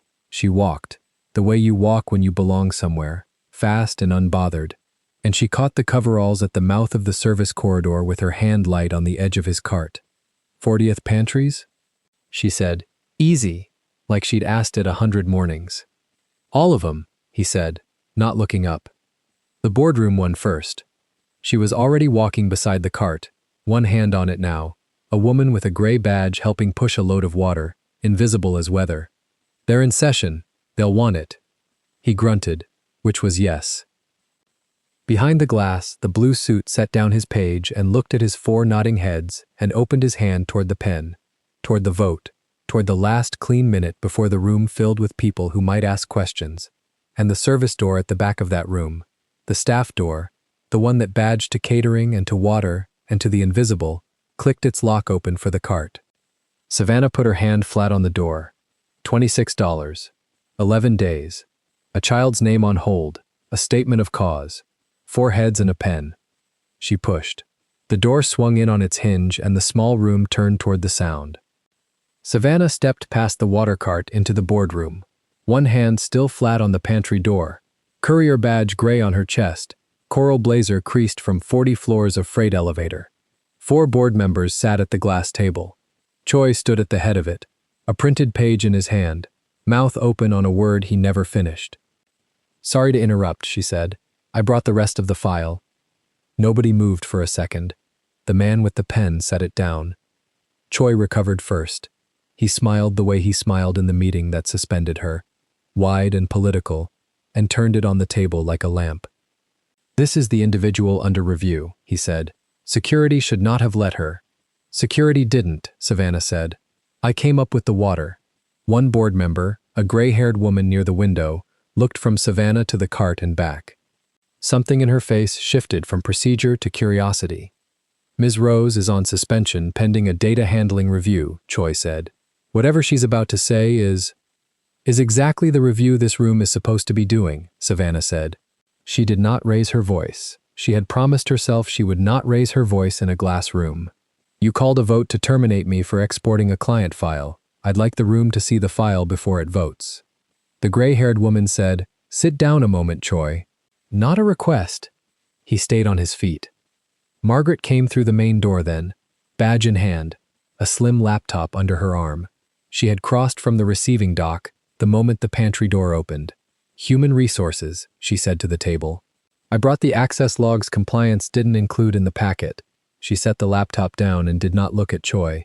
"You'll want both halves." The penman frowned. "Both halves of what?" Savannah walked to the end of the table. She did not sit. Standing kept her level with Choi, and level was the only thing she had come up here to be. 3 weeks ago I took a hiring test, she said. 4 hours, a laptop, a stack of vendor contracts, 1 reconciliation to clean. I found the 6 errors they planted. She let that sit. Under the planted errors there was live data somebody forgot to scrub, 3 vendors whose numbers don't close, a 2% overcharge above contract, a warehouse that shows up in one document and vanishes in the next, a monthly consulting fee against a project with no scope of work. The gray-haired woman had gone still. "I built a second tab," Savannah said. "I reconciled those 3 vendors. I didn't accuse anyone. I wrote 1 line. This may be nothing, but you'll want someone to look at it. And I emailed the whole workbook to myself before I submitted it." Backup. "I told the interviewer I'd do that." She looked at Margaret. Margaret nodded once. For the table, not for her. "The file compliance says I stole," Savannah went on, "is a live vendor master. I don't have right access to procurement. I couldn't have pulled it. What I emailed myself was the test workbook. Same day, 2 different files. One I could reach, one I couldn't." She turned her hand palm up on the glass. "The log has my name on the file I couldn't touch, so either the log is wrong or someone typed my name into it." "Speculation," Choi said. Margaret opened the laptop and turned it toward the table. "Procurement access logs, day 14, she said. 4:50 in the afternoon. The export of the vendor master ran off a workstation on the 38th floor. Ms. Rose sat on this floor that week. 42 floors of badge data say she was never on 38. The penman leaned in and read. His jaw worked. "Whose workstation?" the gray-haired woman said. Margaret didn't answer. She looked at the door. It opened. Choi's man came in, the one with the leather bag, the one who had stood in the elevator well and let her pass. He had the bag under his arm still, and his badge shoved crooked in the lanyard, and his face was the color of the paper Choi was holding. He had ridden up. Somewhere between the 38th floor and now, he had chosen a car after all, and the car had gone up. "It was mine," he said, barely a voice at all. The room turned again. "Say that louder," the penman said. The man swallowed. He looked at Choi once, a fast, drowning look, and then he looked at the table, because the table was not going to blame him for the color of a child's file. "The workstation was mine," he said. "The export ran off my machine. I keyed her name into the destination field. I set the timestamp." His hand shook on the strap. "I was told which name to use." "Told by whom?" said the gray-haired woman. The man's mouth opened. Choi got there first. "He's protecting himself," Choi said, smooth, fast, the smile gone now, and something harder under it. "He falsified a log and now he wants a smaller sentence." That's the whole of it. A frightened clerk and a fired analyst helping each other. This board doesn't run on. "Do you run procurement, Choi?" Savannah asked. The room went quiet the way a room goes quiet when everyone has heard the answer before the question lands. "I oversee several functions," Choi said. 2 of the 3 vendors in my second tab pass through procurement, Savannah said. "Procurement reports to you. The consulting fee with no scope of work is approved on your desk. I didn't build that, I found it. I found it the way I found $4,000 my husband's cousin was losing to a mulch supplier who billed him twice. Because it's always the same shape." She tapped the glass once.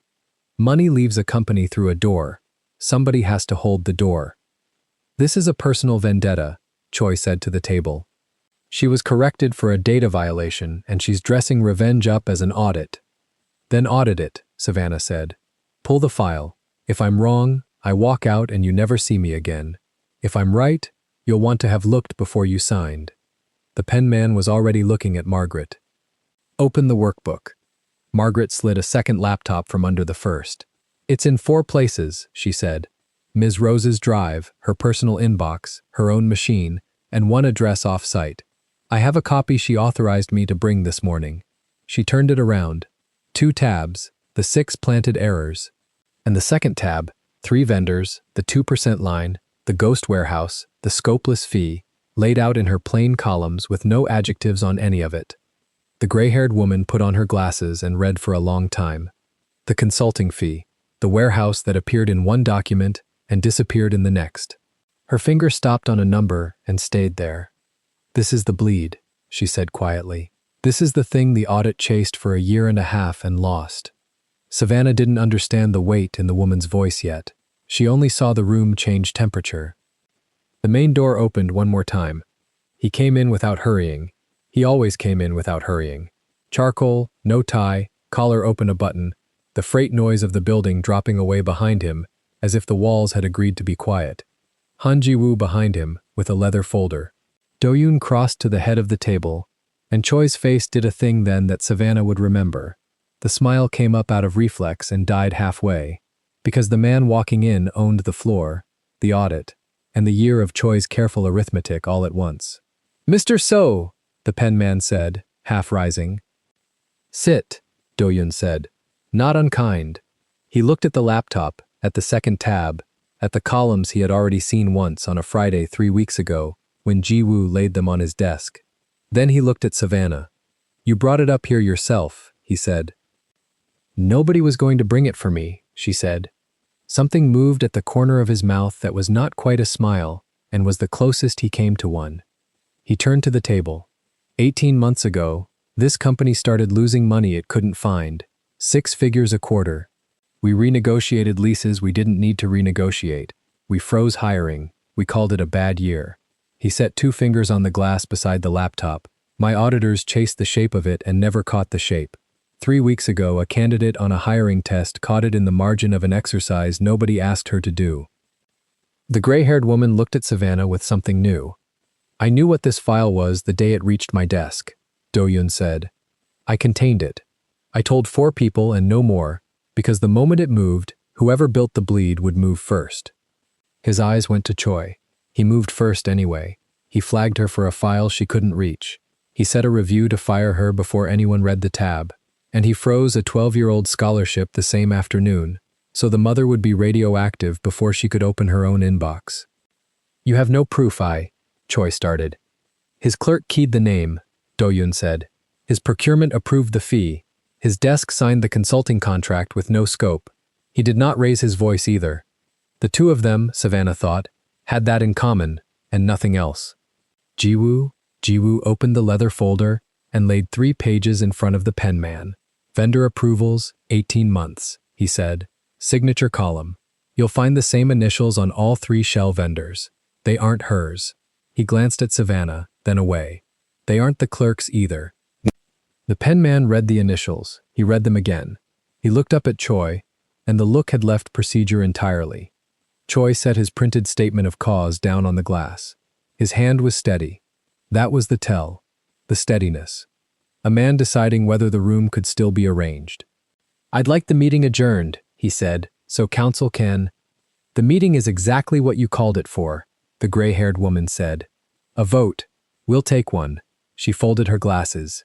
"All in favor of terminating Ms. Rose?" No hand went up. "All in favor of suspending Mr. Choi pending a full forensic audit of procurement, effective now, badge and access revoked at this table." 4 hands. Then the pen man's, which made 5. And there were only 5 who counted. And Margaret's hand went up too, though hers did not need to. Choi looked at his own hands on the glass. Then he did the thing powerful men do when the door they were holding swings the other way. He reached for dignity, because it was the only thing left on the table that hadn't been taken from him yet. "You'll regret the way this was done," he said to the room. "It was done in daylight," Savannah said. "That's the only way I know how to do anything." He unclipped his own badge. He would not let a strange hand take it off him. She recognized the gesture, because she had done it herself, sliding her badge across a table 3 weeks ago, so no one could pull it from her. He set the badge on the glass, gold watch catching the window light one last time, and Jiwoo held the door, and a guard who would not meet Choi's eyes walked him out the way a guard had once walked her out, past glass offices where people pretended to read their screens.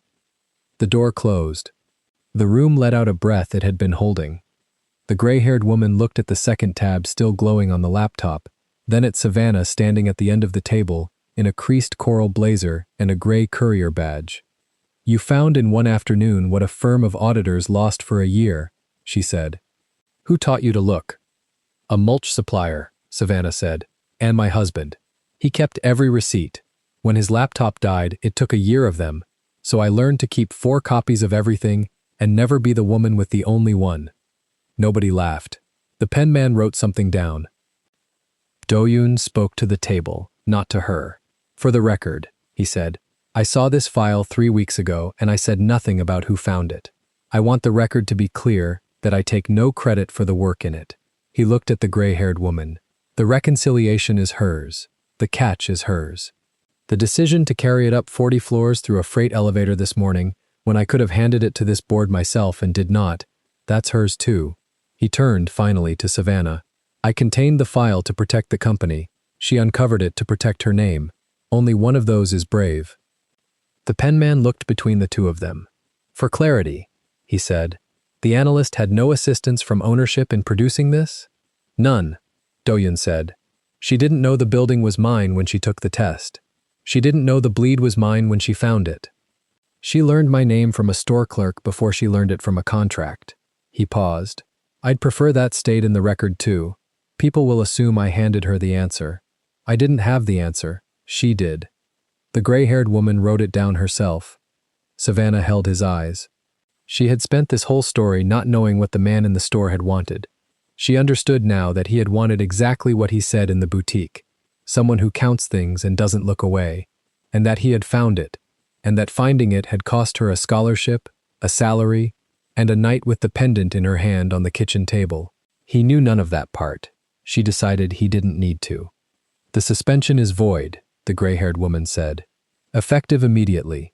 The file that was flagged against you is a forgery, and it comes off your record today, in writing, copied to everyone who received the accusation." She looked at Margaret. "See that it's the same distribution list. If 40 people watched her walk out, 40 people read that she was cleared." "Yes," Margaret said. "And the scholarship." The woman turned a page in the packet. "The CO Foundation program. There's a hold on an applicant. Rose Amara. Household standing." She looked up. Whose standing froze it. "Procurement flagged the Guardian," Margaret said. "Same afternoon. Same hand. Then it comes off the same way." The woman looked at Do-yoon. "Your foundation, Mr. Seo. First enrollee," Do-yoon said. "Not reinstated. First. She was always going to be first. The hold was the only lie in the file that had a child's name on it. And it goes first." He said it flatly, the way he said everything, and it landed harder for it. Savannah's hand went to her chest. The pendant was there, thin gold chain, small charm, where it had been for 3 years except one night. She had done the arithmetic that night on the kitchen table. $40, maybe 60, a week of groceries against a light bill she couldn't pay. She had put it back. "Not you, they don't get you." Her fingers closed on it now, and this time it was not a wall she was pressing against. It was just her husband's, and it stayed. "There's the matter of her position," the penman said. "She's not a temp, and she's not on probation," Do-yoon said. "She's the reconciliation lead procurement should have had 18 months ago, full-time, benefits from today, not 90 days out." He looked at Margaret. "Draft it before she leaves the building. She's already had one Friday call promising her a job. She shouldn't have to wait for a second." Margaret was already typing. Savannah stood very still at the end of the glass table. $26 in the account. 11 days. A salary that had stopped. A child's name on hold. That was the list of what was true when she pushed the door 40 minutes ago. She rewrote it now, item by item, the way she reconciled anything. Suspension, void. Record, cleared. 40 inboxes. Scholarship, first. Not restored, first. Salary, today, not in 90 days.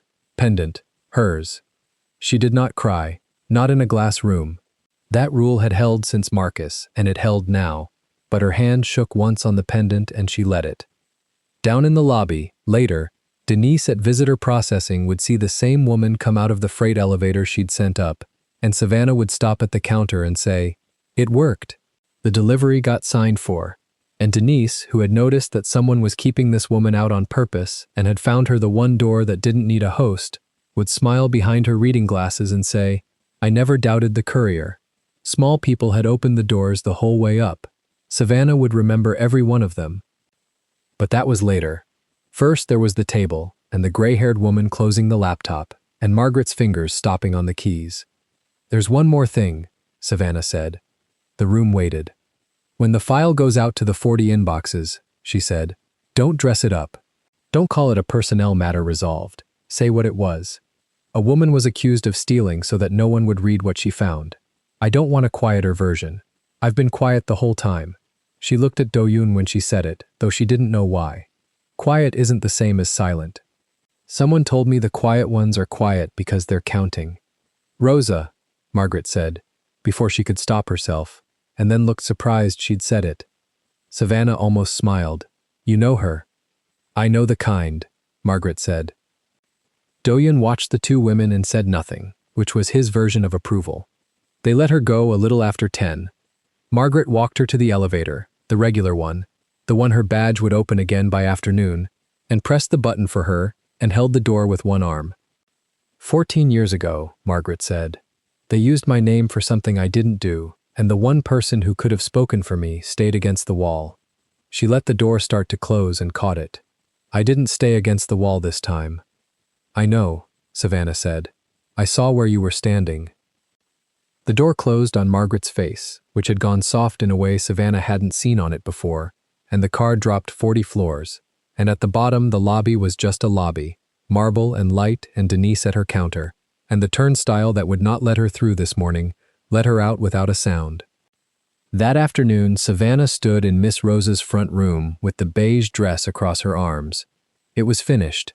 Rosa had done the flowers first, then the buttons, the way she'd promised.